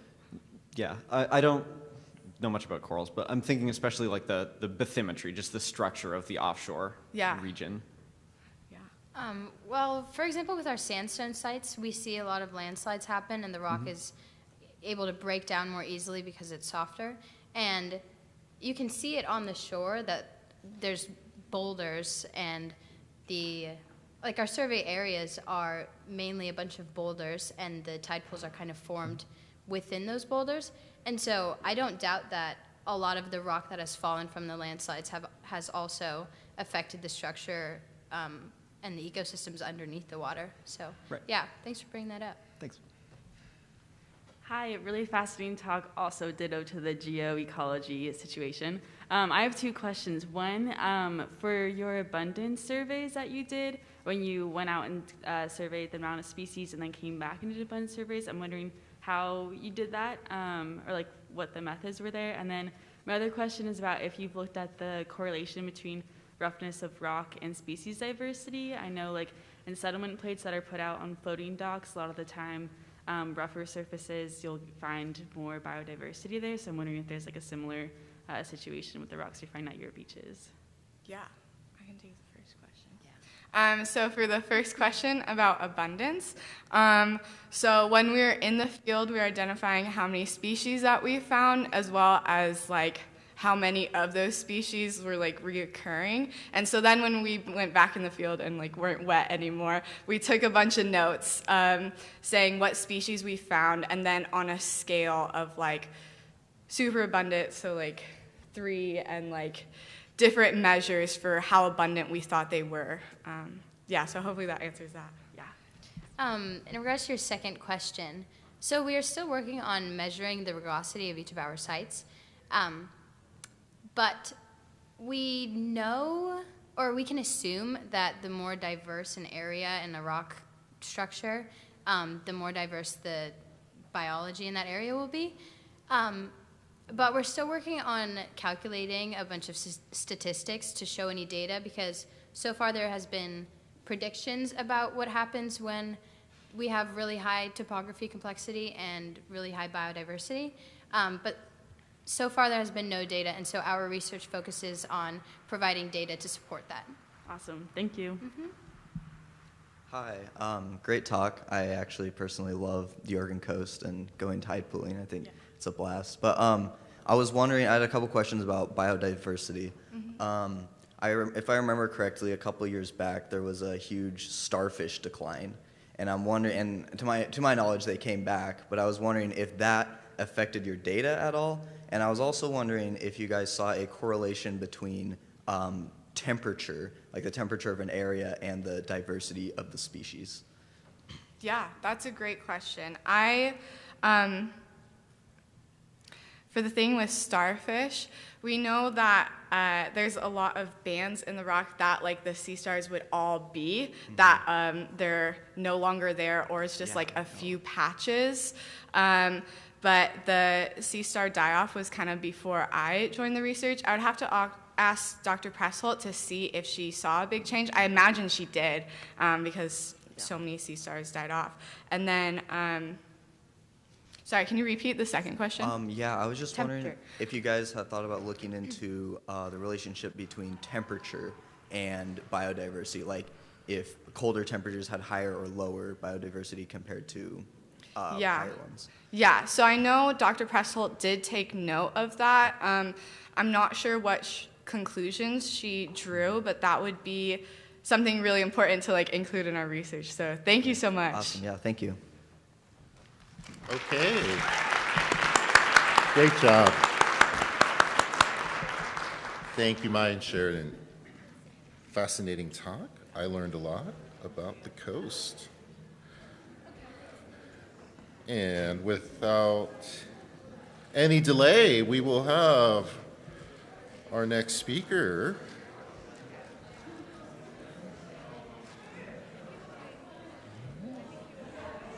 So can I plug this in? Go.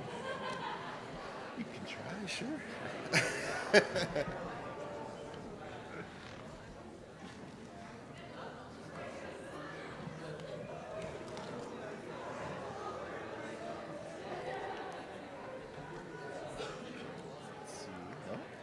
Seems like it's advancing.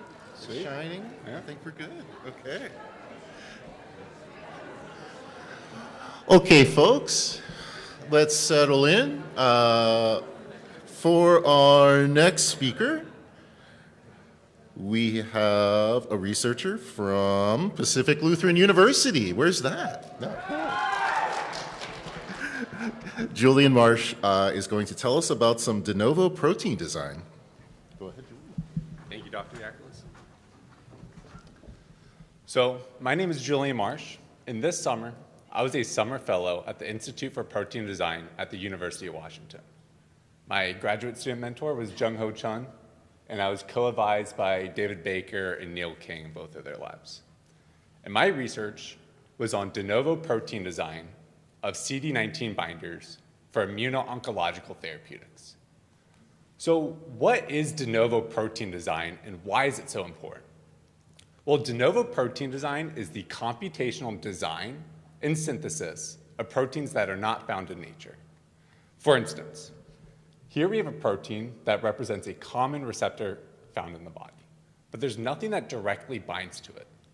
Here, we have a de novo protein that was designed to specifically and directly bind to this receptor. These de novo proteins are so important because they have increased stability and increased binding specificity. These proteins can be designed to bind to anywhere in the body. And because of this, these proteins can be used to advance cancer therapeutics and revolutionize vaccine development. So the aim of this project was to design and screen de novo proteins to bind to CD19 in order to improve existing malignant B-cell therapeutics. So in this presentation, I'll go over background of what the CD19 receptor is, downfalls with the first set of designs, success with the second set of designs, and future directions of the research. So CD19 is B-cell's most reliable surface biomarker and plays a critical role in the complement system. For those unfamiliar with the complement system plays a critical role in the innate immune system as it enhances antibodies' ability to clear unwanted microbes and viruses from the body. In addition, the complement system plays a critical role in modulating adaptive immunity and bridging innate and adaptive immune responses. CD19, however, is expressed on 100% of peripheral B cells and is integral to the complement system. In addition, CD19 acts as a critical co-receptor for B-cell receptor signal transduction and activates B cells during the initial immune response. And CD19 elicits the intracellular signaling for the complement system through its long cytoplasmic tail. Furthermore, CD19 is a transmembrane glycoprotein and has been a proven immuno-oncology target for B-cell malignancies, like non-Hodgkin's lymphoma and leukemia. Not only is CD19 expressed on 100% of peripheral B cells, but CD19 is expressed on a wide range of lymphoid malignancies. And it's an attractive target for these therapeutics because CD19 is not expressed on hematopoietic stem cells or pro-B cells. So these therapeutics don't hinder the body's ability to produce new B cells or other white blood cells in the body. And there's already a wide variety of CD19 targeted therapeutics approved by the FDA. 2 that utilize a BITE system application that allow the therapeutic to engage T cells with B cells, facilitate cell lysis of those B cells, and initiate a polyclonal T cell response to other malignant B cells in the body. And there's other therapeutics that utilize a CAR T cell application. And there are several potential uses for these fully optimized CD19 binders. The first is conjugation to cancer therapeutics, that we can allow these therapeutics to directly bind to those malignant cells. So an application that my lab has been doing a lot of research on is the BITE system application, where you have this non-immunogenic linker where monoclonal antibodies can bind to either side. The first monoclonal antibody will bind to CD3 on T cells. The second monoclonal antibody will bind to a tumor-expressed antigen on the cancer cells. However, we can swap this monoclonal antibody out and use a de novo protein that binds to CD19. So through this linker, we can bring T cells to malignant B cells, facilitate cell lysis of these malignant B cells, and initiate a polyclonal T cell response to other malignant B cells in the body. Another application for these de novo binders is adjuvants in vaccines. So adjuvants are extra molecules that are added to vaccines that enhance the immune response to whatever antigen is within the vaccine. However, we have been using the same adjuvants in vaccines for the past 90 years, aluminum salts. And these adjuvants have been shown to be proven to be ineffective time and time again. So it is time for us to advance vaccine technology by using more efficient and effective adjuvants in our vaccines, which could be de novo proteins that bind to CD19. So why design de novo proteins to bind to CD19 if there's already existing therapeutics that target CD19? Well, the FDA-approved CD19 targeted therapeutics have many existing downfalls. For instance, they have high rates of cytotoxicity due to low binding affinity and low binding specificity. Secondly, they have a very low plasma half-life due to high instability. This can be very cost ineffective because many of these therapeutics I showed on the other slide can cost anywhere from $50,000 to $500,000 per one dose administration. Then, due to low binding specificity, many of these therapeutics commonly bind within the central nervous system, causing long-lasting effects. Here in these image panels show adverse neurological events still present long after administration of these therapeutics. However, incorporation of these de novo proteins that bind to CD19 can alleviate low binding specificity, low binding affinity, and the high instability of these therapeutics. So my summer began by screening an initial set of designs that my mentor Jung Ho had been working on since 2020. This is the extracellular domain of CD19, and in gold is the target region on CD19 for the first set of de novo binder proteins that Jung Ho had designed. And he targeted his de novo proteins to bind to 2 different sites on CD19. This is site A, and then site B is on the back side of the domain. And below, I'm going to walk us through the computational design and screening of these de novo proteins. So we begin with the de novo computational design, where the goal is to design these de novo proteins to bind to CD19. So we begin by picking the particular target region on CD19 that we're going to design our de novo proteins to bind to. Then, through machine learning, we dock all the 20 amino acids in every conceivable position to this target to generate a backbone of the de novo protein. Then, we feed these sequences into another machine learning program called MPNN, which specifically designs the interface residues on the de novo protein that will be interacting and binding to our specified target region. We then order the most optimal designs based off of scoring metrics through a program called AlphaFold. We then transition to the second phase of cell screening, where the goal is to screen if these de novo designs bind to CD19. So we begin by receiving the DNA chip with the sequences for our de novo binders. We transform the DNA into yeast cells. We induce the yeast to display the de novo binders on the surface of their cells. And then we screen these cells using fluorescence-activated cell sorting. So below, I'm going to walk us through more of the experimental design for the cell screening. We used a novel methodology in biochemistry of yeast protein display, where after we have transformed our sequences into the yeast cells, cultured them for 2 days, we induce the yeast by changing their media from glucose to galactose. This causes the expression of their mating protein, AGA2P. This also causes the expression of our de novo designs. We then run these yeast cells against CD19 in fluorescence-activated cell sorting, where it sorts the yeast cells into one of two tubes. Our collection tube is collecting yeast cells that display two different types of fluorescence. The first type of fluorescence is FITC fluorescence, which indicates that our de novo design is actually being expressed. The second type of fluorescence we're looking for is striptavinin PE fluorescence, which indicates that our de novo designs are actually binding to CD19. So after we have collected those yeast cells that display those two different types of fluorescence, we culture them and grow them for 2 days. We run them through the cell screening again until we have a clearly isolated population of yeast cells that are displaying our de novo designs, and that our de novo designs are actually binding to CD19. And optimal data will look like this on the far right, where we have expression on the right, binding on the top, and this clearly isolated population in the top right quadrant.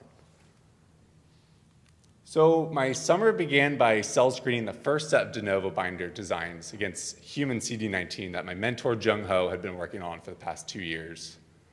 And if you remember this figure, none of this data looks like that. So we had some issues with our designs. On the first cell sort, we see clear expression, no binding whatsoever. There were like a few cells that did show up here, which we collected and cultured and ran them through a second cell sort. But in this top right quadrant, you see no binding whatsoever. So the rest of the program, it was my job to figure out what was wrong with these designs, why were they not binding to CD19, and if and what improvements we could make. So after reading a lot of literature published from the lab and talking to a lot of people in the lab, I realized the issue is where we're targeting on CD19. So in yellow is the target region on CD19 for the second set of de novo designs that I had designed. Very similar to Jung Ho's site A, my site is smaller. I'm only targeting residues on these anti-parallel beta sheets. I'm targeting more hydrophobic residues like tryptophans and phenylalanines. Instead of targeting 2 sites, I'm only targeting 1 site.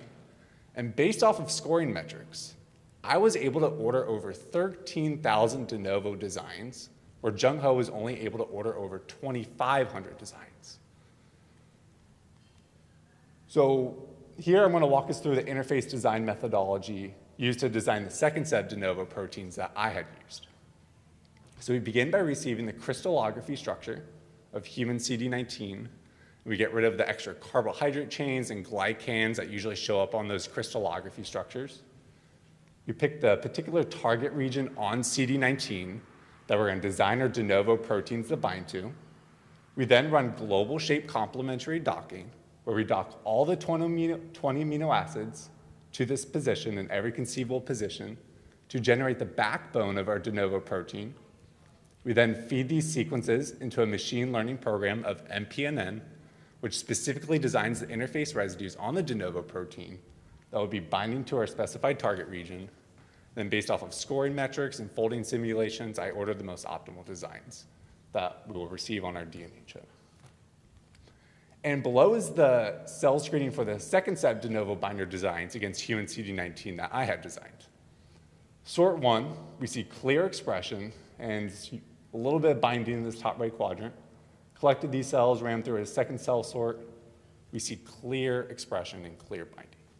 But we see a lot of noise in this top left quadrant, which is usually indicative of high error and low binding specificity. So on the very last day of the program, I was able to do one more cell sort, and the data looked amazing. We see clear expression of our de novo designs and clear binding of the de novo designs against CD19. This data shows that I have designed and acquired de novo proteins that bind to CD19. So what's next? We're going to continue screening these yeast cells until we have that clearly isolated population that's being expressed and binding to CD19. We'll then optimize these designs by making beneficial point mutations and seeing if any of these mutations increase the binding affinity of the de novo designs against CD19. Then the most important thing is we're going to do some characterization assays. Specifically, we want to do an intracellular signaling assay to see when our de novo designs bind to CD19 if they elicit intracellular signaling. If they do, these de novo designs will be used as adjuvants in vaccine development. If they don't, that's okay, because these de novo designs will be conjugated to cancer therapeutics to increase binding specificity, increase binding affinity, and increase stability of these existing therapeutics to B-cell cancers.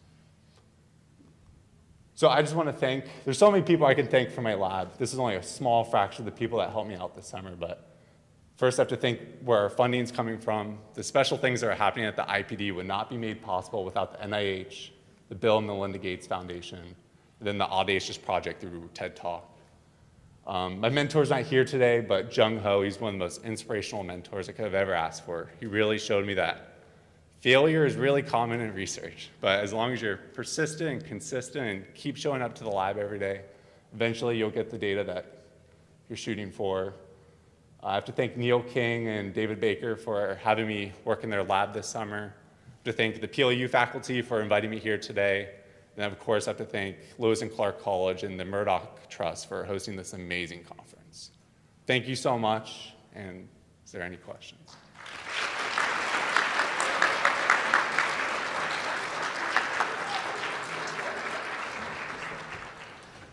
Okay, let's gather around the tables and come up with some good questions for Julian.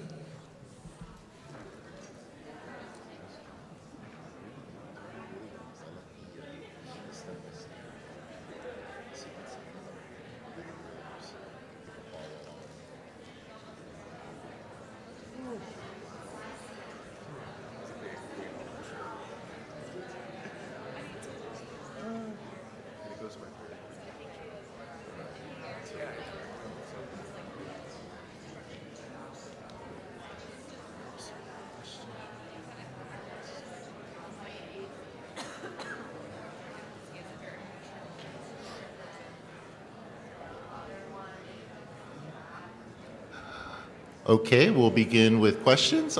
We have someone up at the mic. You're welcome to go. Hi, great presentation. My question was if there are any downsides to choosing a smaller target on the protein and if that maybe could impede the binding specificity that you were talking about. Yeah, so it really depends on, we'll go back. Major consideration you have to think about is like, how is this extracellular domain positioned on the surface of the B cell? So this is poor representation, but imagine like this is pointing away from the cell.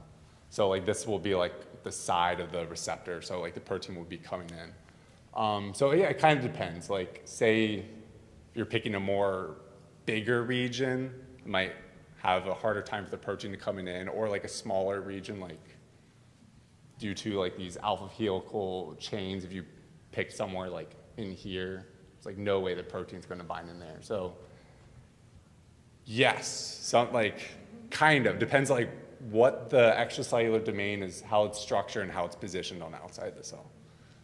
Thank you. Yeah. Hi, you mentioned the cost of some of the other treatments that exist, and I was wondering how you would synthesize this small binding protein in a much cheaper way. Yeah, I think for a lot of these cancer therapeutics, I mean, we could go into the political reasons all day, but I think a lot of these cancer therapeutics will still be highly expensive, especially for clinical trials. I mean, a lot of the therapeutics coming from our lab, you have to raise anywhere from $150 to $400 million to complete these clinical trials. So due to those political obstacles, I think a lot of these therapeutics will still be very expensive. Yeah. Thank you. So sort of building off that last question, how like efficient can you make these de novo proteins? Like you send in an order, like how quickly are they manufactured? Could they be produced on mass scale? Like sort of what's the timeline on that? Yeah, so after we submit our designs to our collaborator, they send us a DNA chip with all the different sequences. We have, in my case, I ordered a little over 13,000 designs. And then doing the cell screening process, that takes 2 to 3 weeks. Then the optimization and then the characterization, you can do that anywhere from 4 to 5 months. And then after that is really trying to figure out how are we going to administer this in the in vitro or in vivo assays. So from where I started to like actually bring it into clinical trials is usually a full PhD for students in the lab. So anywhere from 4 to 6 years. Awesome, thank you. Yeah. Hello, super interesting presentation. I was wondering when you were talking about taking these proteins and you've got them to bind, but to make them active anti-cancer therapies, I was wondering what other modifications do you have to make to those proteins? Like, do those modifications potentially affect the binding when you're adding all this other stuff to the protein? Just like, yeah, I wonder if you could touch on that process a little more. There's a lot of other modifications we do, and we do a lot of BLI, so biolayer interferometry, where we're measuring the KD values or like the binding affinity of our protein to the receptor. And there's a lot of other things that we'll add to this like huge conjugated complex, specifically like with the BITE system application. How can we prevent this therapeutic binding to normal B cells and not causing B cell aplasia, which is so common in these therapeutics? So commonly we'll add another de novo protein or some sort of other antibody that will bind to like another biomarker on the cancer cells. So like commonly I think in breast cancer they use like HER2 biomarker. But to answer your question, yes, we do a lot of testing to see if we do conjugate anything else to these therapeutics, does it hinder the binding affinity, and are we seeing binding to other things in the body? Stuff like that. Awesome, thank you. Yeah. Hi there.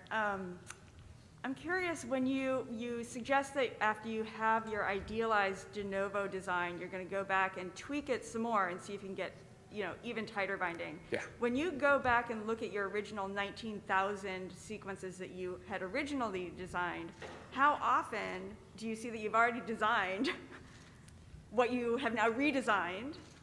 Does that make sense? Like, do you see something where you're like, oh, we thought we had already covered the entire sequence space? Yeah, let me now see we're if going back and revisiting the sequence space. Maybe answer that question. So here we have, I don't know, this is like 1 million yeast cells on this FACS data. But realistically, there's probably only 2 or 3 of the de novo designs that are actually binding to CD19. So after that, like we're doing the optimization process, we're only optimizing like 2 binders, let's say. And a lot of times, I do not know much about the optimization process because they're doing this right now, but I think that these designs that after we're doing the point mutations, they do differ a lot from the designs we had ordered. Off of those 13,000 that you had originally designed? Yeah. Okay, excellent. My other question is, how do you control, down the line, for the immunogenicity itself of the de novo design, if you're going to be providing this to humans, right? How is it not already an antigen to the innate and adaptive immune system of a patient? Could you repeat or phrase that? Yeah, so you're making a new protein, right, that the body Mhm. has never seen. Yeah. And so if you're going to introduce that as a therapeutic, how is that masked from the immune system in and of itself? That's a good question. I do not really know. I wish, like my goal is to actually be on the translational side of like seeing how this does administer to humans. But a huge thing we are worrying about with these like specifically mice models and in vivo models is like endotoxin levels. But the antigen question, I do not know. Thanks. Yeah. I think that we're going to have to leave those other questions for Julian afterwards, but in terms to keep on time schedule. So sorry about that, folks, but I'm sure he'd be happy to chat with you after. So let's thank Julian one more time.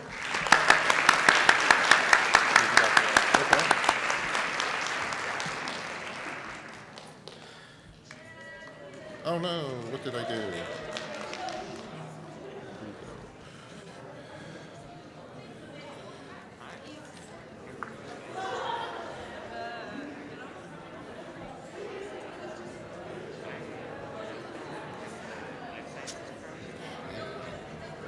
Hi, Maximilian? Yes.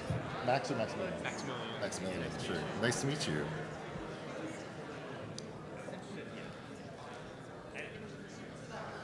Okay. Our next speaker is someone also from Tacoma, modeling ice crystal growth in 2D. Here is Maximilian Bloom.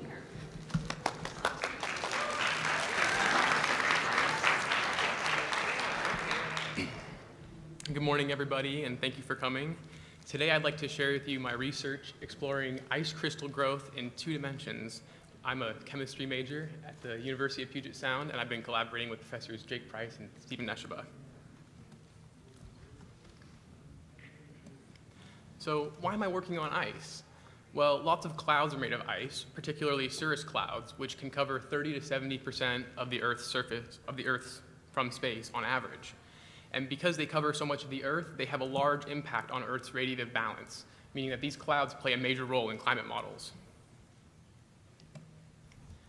Now here we see a scanning electron microscope image of a typical cirrus ice crystal, where we can see the hexagonal prism shape that is typical under these conditions. And we can see the smooth facets on the crystal would cleanly bounce light off them. However, over time, these ice crystals evolve. And on the figure on the right, we can see after 15 minutes of melting conditions, the ice crystals begin to show roughening on their surface. This roughening prevents the light from cleanly passing through the ice crystal and makes them more reflective, impacting the optical properties of the ice crystals and the clouds that they make up. This is a problem for climate scientists, though, since there's no theory that explains why the ice crystals get this roughening. And without a theory that explains this roughening, we cannot understand how clouds truly evolve over time, which impacts our climate models. And more fundamentally, we don't understand why these ice crystals are smooth to begin with. So my goal has been to build a model that can help answer these questions. So previous work by Professor Neshabaugh in his lab, they created a 2D or a 1D quasi-liquid mediated continuum model of ice, the solution to which we can see here on the right. The blue shaded area represents the quasi-liquid layer, which is a thin liquid layer of water on the surface of the ice, which is what is responsible for making it slippery. And the black represents the ice. Now this x-axis on the figure on the right represents 50 microns, which is about a 1/10 of the length of that crystal. Whereas the y-axis is denoted in ice bilayers, and each bilayer is only 1/3 of a nanometer. So although it appears U-shaped in the figure on the right, it would appear totally flat as we see in the scanning electron microscope image on the left. Now this quasi-liquid layer is important in understanding ice crystal growth because it enables the water molecules absorbed onto the surface to move around more freely than if they were trapped into the ice crystal lattice. So here on the right, we can see the initial equation that Professor Neshabaugh developed in his lab over the past few years. And we can see that this equation has 2 terms, a diffusion term and a quote-unquote reaction term. It's quite similar to reaction-diffusion equations, but we're not sure if it's one. That's a type of equation that's been studied for many decades, starting with Alan Turing, famously. So the first term of the equation represents the diffusion part, which describes how the water molecules move around on the surface of the ice. And the second term represents the reaction part, which consists of itself two parts. The first, the deposition of the water vapor onto the surface of the ice as they grow. And secondly, the interconversion of this liquid layer into the ice. So all of these parameters in this model were informed by molecular dynamics simulations, molecular level simulations that Professor Neshiba has done in his lab previously. So what do we get from solving this model? Now here on the left we can see an animation of the solution to the 1D model, where we can see it starts with an initially flat layer of liquid water, and quickly steps began forming from the outside in as the surface grows. It's important to note here the y-axis is to denote the number of steps on the surface, so although it appears stagnant here, it's just repeating in a steady state, it's actually growing upwards continuously. With every little step that disappears, it's growing another layer of ice. And so again, this model represents a piece of that faceted ice crystal.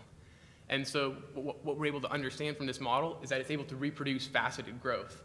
These steps are what counteracts the increased water vapor, leading to faceted growth, which again would appear smooth, as in the microscopy image on the right.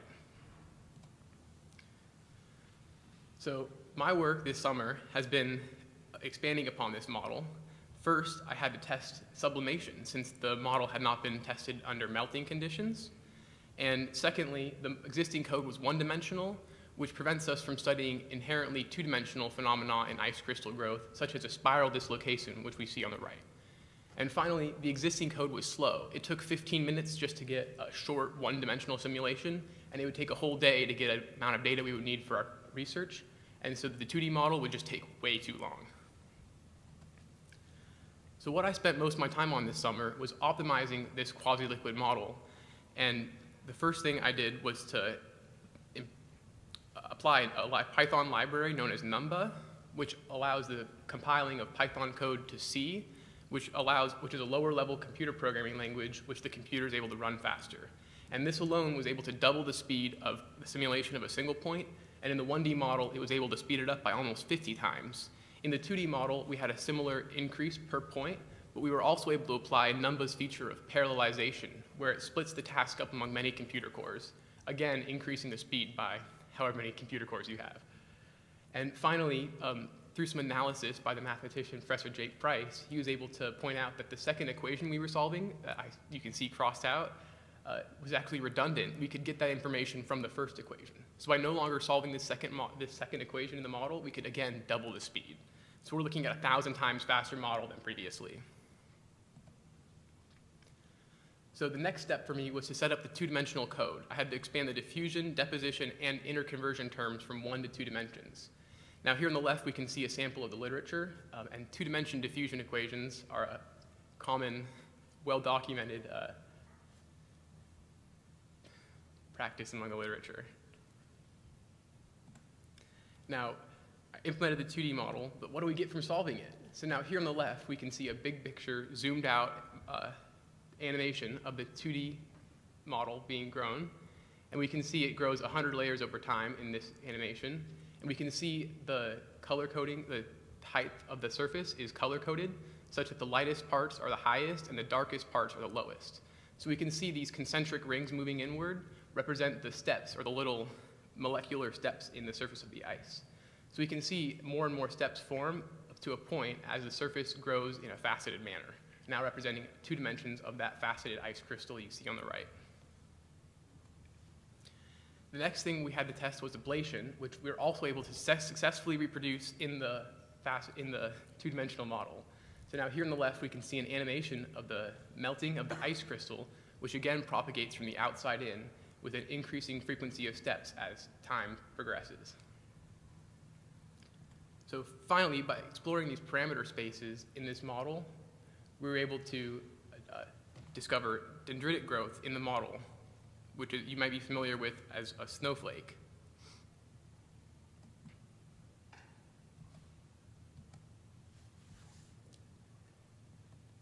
Not sure if the video is going to play.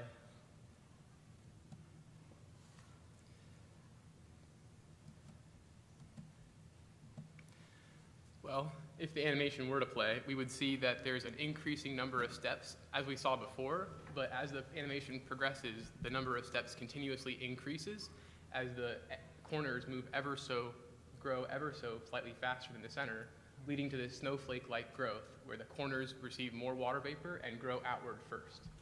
So now here again, thank you. Now we can see this growth of the 2D model, and again, it looks similar. It's growing faster now as we have increased water vapor supersaturation. And as the model progresses, we can see more and more steps being formed. And if I skip forward a little bit in the model, we could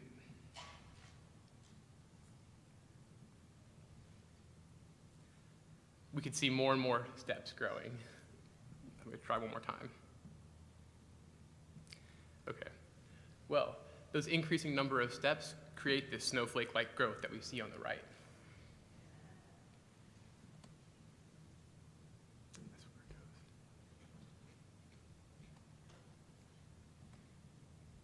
But what about that roughening? So we haven't explored this completely, but we've been exploring it in one dimension as the data is easier to collect still. And because we can see that this roughening that we see on the figure on the right seems to be a one-dimensional phenomenon. The lines only appear in one direction, from one side to the other of the facet.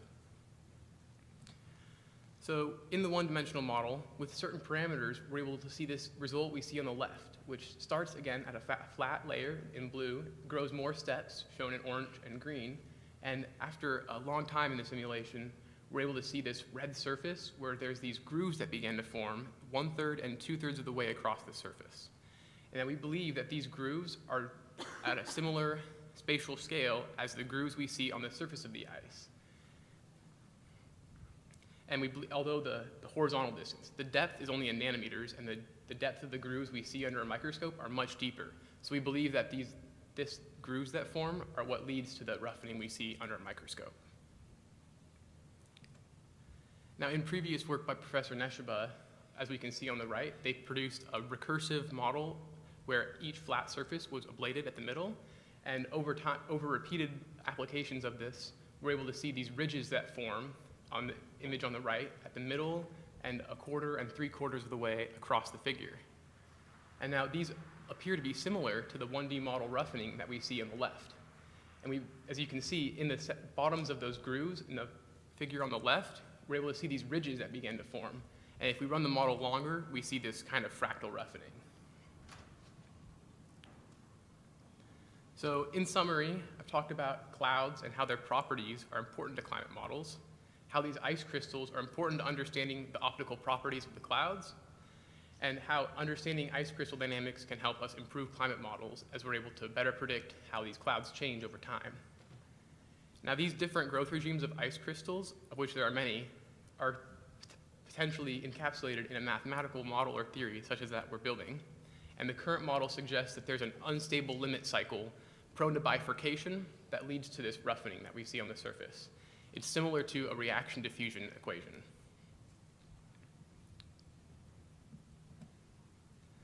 So thank you for attending my talk, and I'd like to thank the MJ Murdock Charitable Trust for hosting this conference and inviting me to speak, the University of Puget Sound Research Experience for undergraduates for funding this summer research endeavor, the National Science Foundation for supporting Professor Neshaba's lab, as well as Professors Jake Price and Stephen Neshaba for their math and chemistry advice. And I'd like to thank Dr. Penny Rowe for her input on my presentation. Thank you.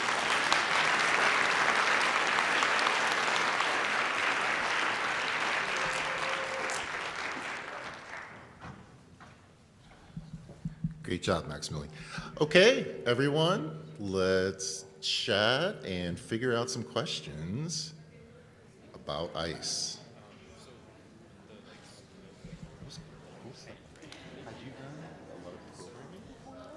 Yeah, so it's almost all in the summer, so what kind of needs, all of a sudden I'd probably be a computer science major, so I've got a math minor.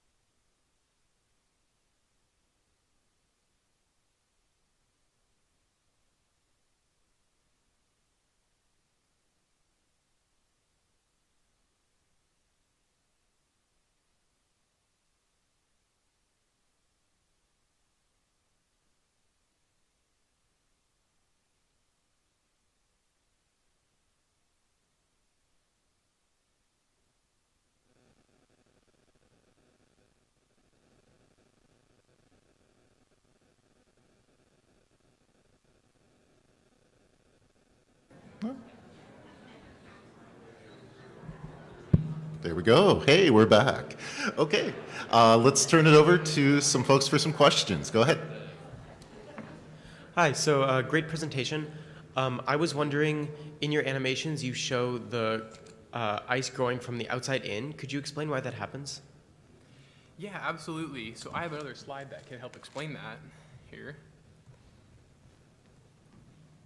So here on this figure on the right, we can see the blue square represents the ice crystal viewed from the top down, and these contour lines represent the supersaturation of the water vapor in the air. And so we start with a uniform water vapor supersaturation, but as this ice crystal absorbs the water vapor, it removes water vapor from the air, leading to less water vapor at the center than the outside. And because the corners of the ice stick out further into the more supersaturated water vapor, they accumulate the water first, leading to the steps to form from the outside in. So thank you, it's a great question. Thank you. Yeah, thank you for presenting this. This is really interesting. You mentioned that there were unstable limit cycles. I was wondering if you knew specifically what terms led to those bifurcations for the fractalization. Yeah, that is a great question, and we're looking into that, but we don't know yet. We're going to explore the parameter space and see exactly where it bifurcates. But it's a great question. Thank you. Awesome. It's definitely a future direction. Hi, thanks for a great talk. Under ice shelves, we see that these big terraces form on the tens and hundreds of meters scale from interactions of melt with the ocean. I'm curious if you think that your process could nucleate such features. Do these on an individual crystal roughness elements, do they grow over time or diffuse over time? Yeah, that's a great question. So we do think that the crystal structure that underlies it does influence the surface patterns that we see, such as those terraces. Although in our model, we're at a relatively high temperature of -10 degrees Celsius, where the quasi-liquid layer is quite thick. But at lower temperatures, perhaps in those ice sheets, there's no quasi-liquid layer to diffuse. So there's a model that exists for that called the Burt-Cabrera-Frank model for deposition that explains those terraces. And those may indeed lead to the terraces you see in ice shelves. So yeah, thank you. Thanks. Hi, great presentation. I was wondering about at the molecular level, what would be the reason for the lines? Is it hydrogen bonding orientation or? That is a great question. So I have another slide prepared for that, and it's because of this hexagonal lattice structure that we see in regular ice. There's a greater number of, if you look across one way, you'll count more water molecules than going the other way. So we think that because it isn't symmetrical, that's what leads to this asymmetric roughening. So yeah, great question. Hello. Super cool project. Thank you. Something that I'm interested in is I'm wondering if that quasi-liquid layer changes thickness, and I want to know if it's proportional to the size of the crystal or what conditions would change that thickness. Yeah, absolutely. So the quasi-liquid layer in our model, it oscillates between a minimum thickness and a maximum thickness, and as it gets thicker and thicker, it gets less stable, and those water molecules become happier in the ice crystal. So there's kind of a maximum thickness before the water molecules just collapse and become ice crystal. So yes, at different temperatures, though, there is a thicker or thinner quasi-liquid layer. Cool, thank you. Absolutely. I had a question about the processing of the code, because runtime is such an important thing for something like this, especially if you're going to do Fourier analysis in the future. Are you using Numba as is it being processed with the CPU or with the GPU? Because I know Numba can also have GPU code backends through NVIDIA or AMD. Yeah, that is correct. So it is all running on the CPU right now, and there are some functions we think could be vectorized to be run on a GPU. We just haven't gotten around to that yet because we've gotten so much speed up with the CPU. So yes, the GPU could be used in the future. Thank you. Thank you. More on the comp side of things, and you may have mentioned it, but which computational methods are you actually using to solve these differential equations? Yeah, so we're numerically integrating the model over time using, I believe, the Runge-Kutta 45 integration method. Perfect. Does that Cool. answer your question? Yeah, that's perfect. Thanks. Awesome. Thank you. Let's thank Maximilian one more time.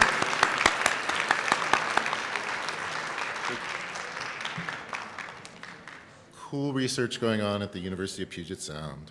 Okay, our next talk will be at 10:50. That'll be the final talk of the day.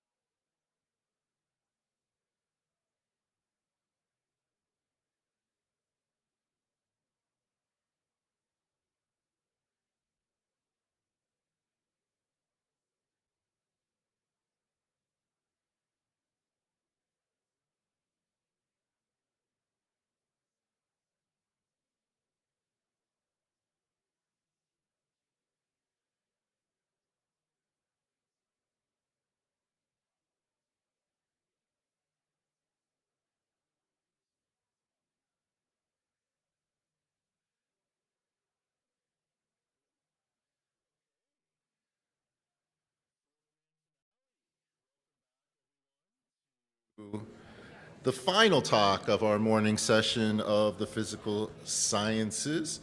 I'd like to introduce Isaac Comfort and from Northwest Nazarene University. And looks like we have a engineering and physics department presentation here about Orbot. I'm curious about meeting Orbot, so go ahead, Isaac. Thank you.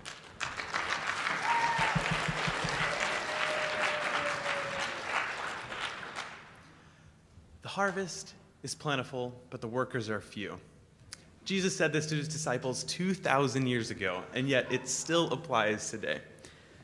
So, my name is Isaac Comfer, and I'm part of the Orbot project at Northwest Nazarene University. I've been a part of it for about a year now.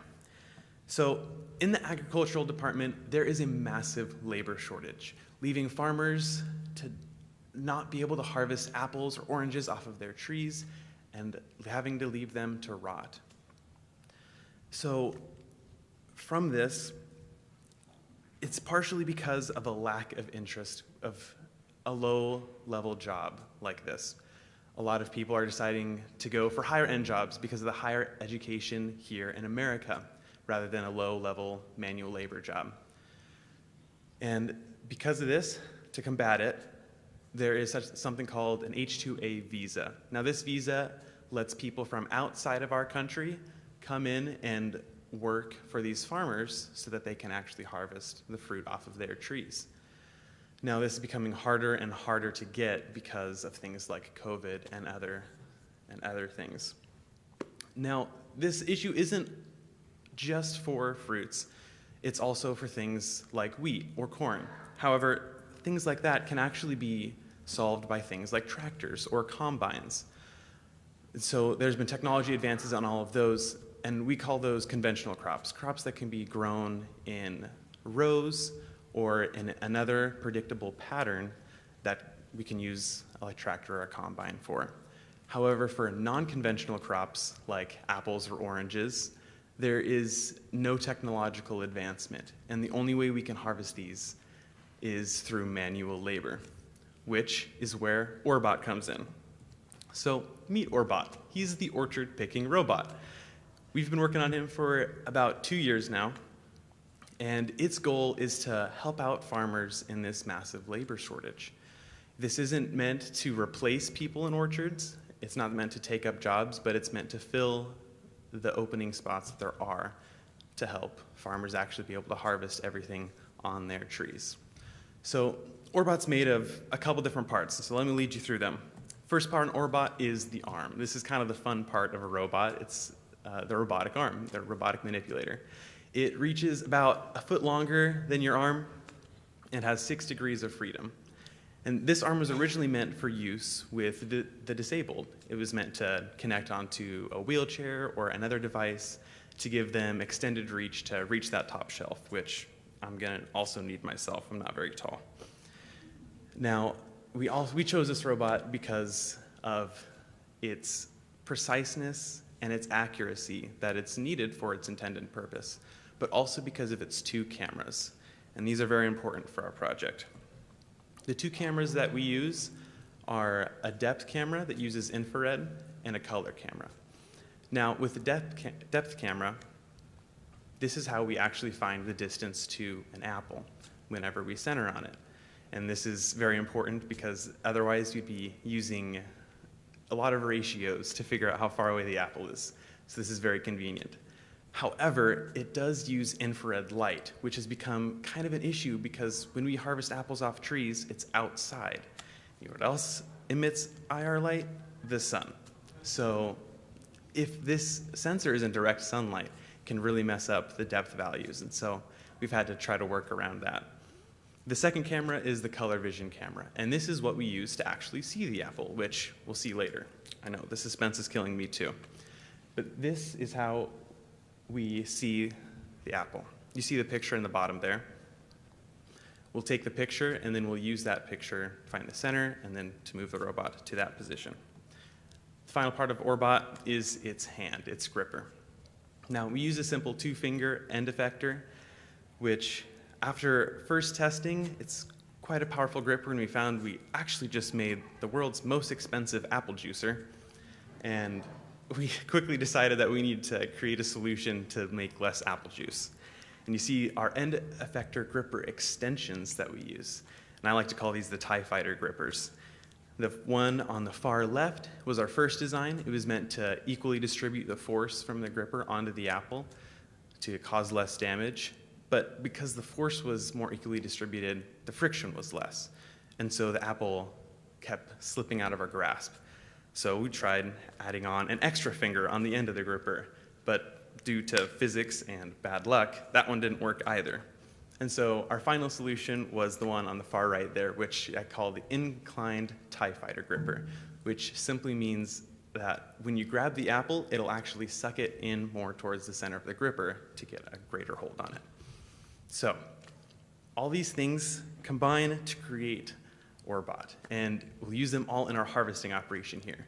And so to do that, we first take a picture from the camera of the robot, and then we'll throw it through our image acquisition program and tell the robot to center on the apple.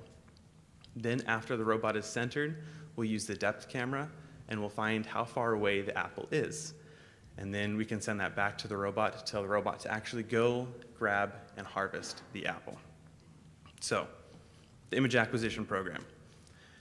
We use MATLAB to program Orbot, which sounds unorthodox because it is. People don't use MATLAB to program robots very often, but in our particular scenario, it's actually a very helpful language.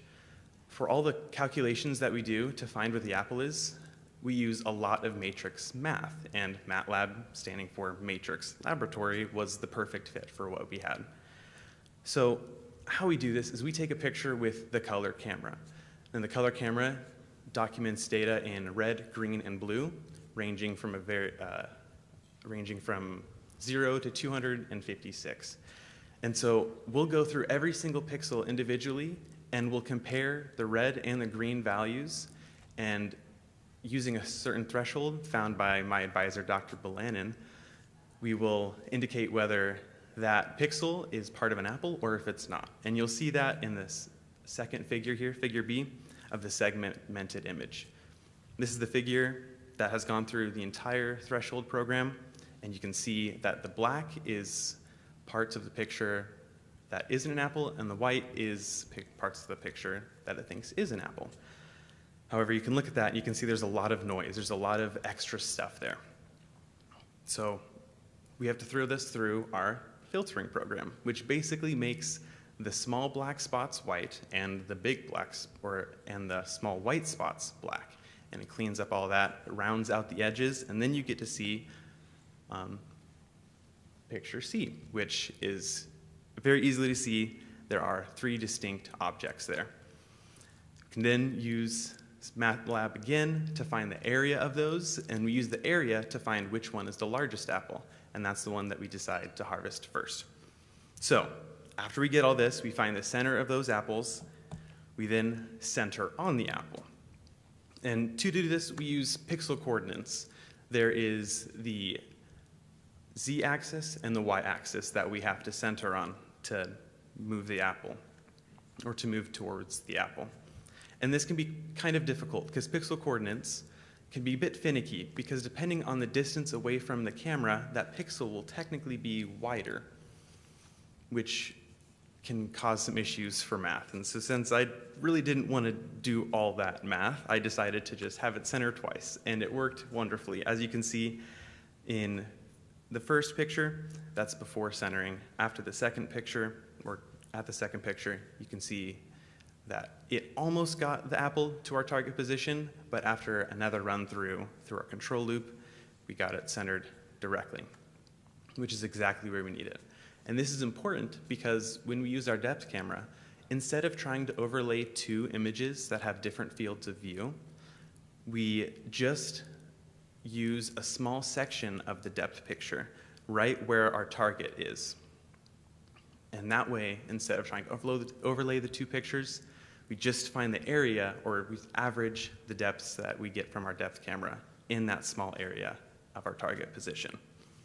So all of that comes to it's going to come together to actually create Orbot. And we recently went out to a real orchard and tested this, and we found it was very successful, about an 84% success rate, and every harvesting iteration only took about 8 to 10 seconds. So I have a video here for you, and I'm going to kind of walk through each of the different steps that I've told you about, and you get to see it harvest. So here it's starting in its home position. You can see it move forward after centering, moving forward after detecting the apples, and then going to harvest it. However, it did slip out of its grasp, but just kind of embarrassing. But it goes for it again. And you can see the second time it gets a good hold on it and pulls it off the tree successfully. So it goes in for a couple more, and you may be noticing that the tree is moving a lot for this process, and it may look like we're ripping branches off of a tree, which we kind of are, but I will say that we're harvesting pink lady apples, which are not only probably the most delicious apples, they're also the hardest to pick off of a tree. And so we're testing on a very difficult apple to pick, meaning that if we move to any other species of apples, that it should be a little bit easier. So finally, in conclusion, oopsies, I went too far. You can see here a comparison between a human harvesting for an hour and Orbot harvesting for an hour. And I'll let you decide which box is which. But you can also see my advisor, Dr. Balan, in there. And I had a lot of fun working on this project, and I'm excited to see where this can go in the future to help the labor shortage. So I'd like to acknowledge the Idaho Department of Agriculture for funding this project, and also Sims Fruit Ranch and Williamson's Orchard for letting us harvest on their trees. So thank you. Are there any questions?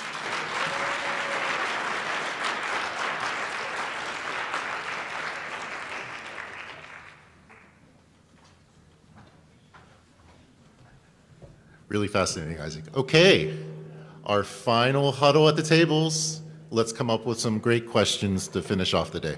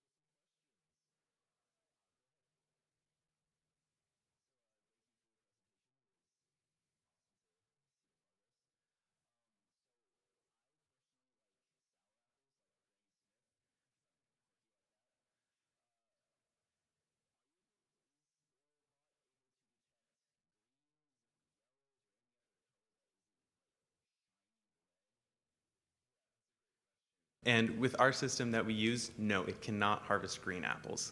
But we've also tested this on peaches, actually, which are not red, and our system also works for that.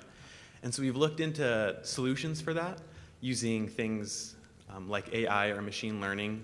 We've thought about using different kinds of neural networks, convolutional neural networks. But in the end, we haven't been able to get those to be very successful. And that is primarily due to not being able to have a large enough data set to train our module, which part of this field testing that we've done is we took a lot of pictures. We have about 2,000 to 3,000 pictures that we're hopefully going to be able to use to train something like that, which would allow that to be possible. So yeah, does that answer your question? Yeah, that answered it and more. Thank you so much. Yeah. Thank you.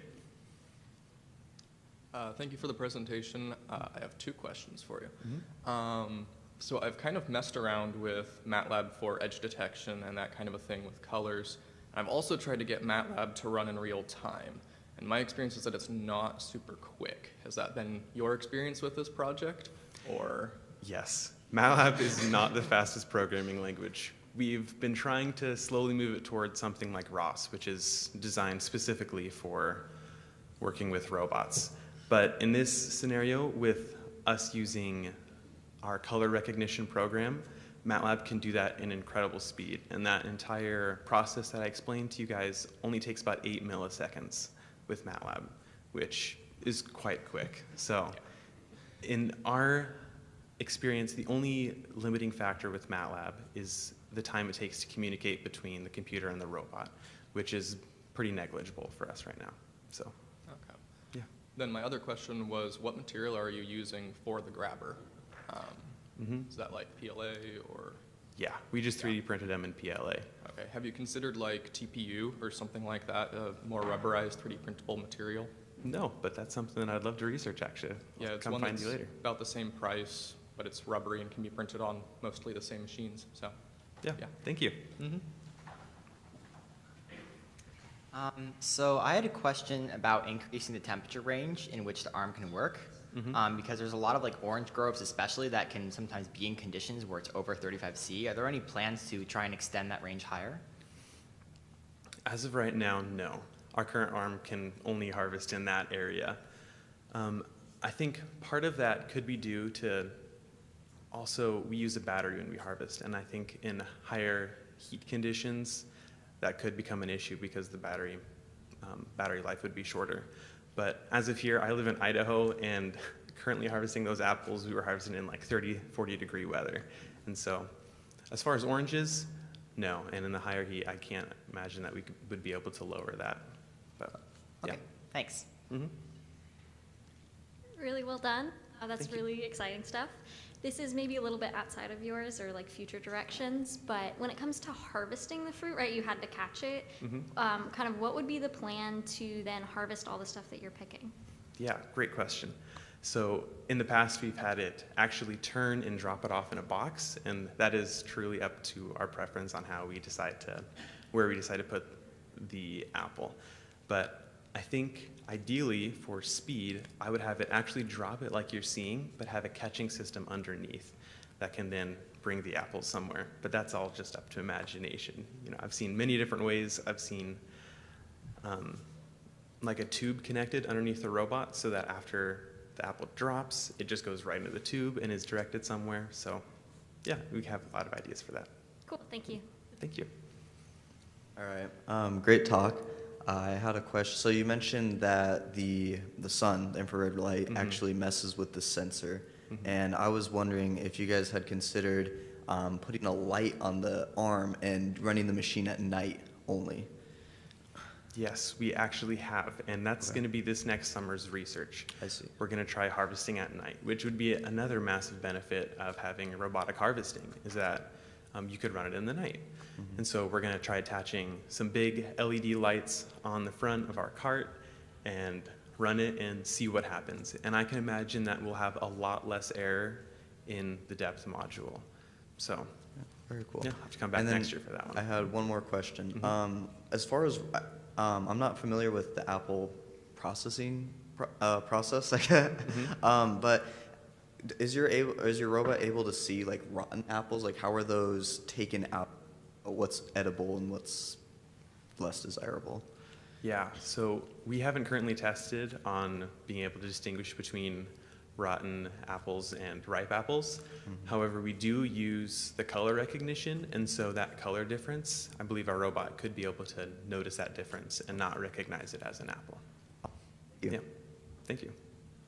Hi, well done. I was wondering if you were considering other types of sensing in addition to the visible light sensing for target acquisition. And I don't really know what you would do, but I was just curious if there was anything in that world you were considering. Not particularly. I think the easiest way with apples is to use a visual module of some sort. And we've been working on adding an extra camera to see more of the tree, because one downside of the robot is that it has a very small field of view for its color camera. So, but all of that is still in the visual realm, so. Thank you. Yeah, thank you.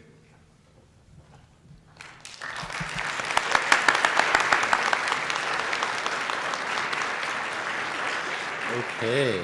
A final thanks to Isaac. Well, that wraps us up for today, folks. Let's give a round of applause for all of our presenters. Woo!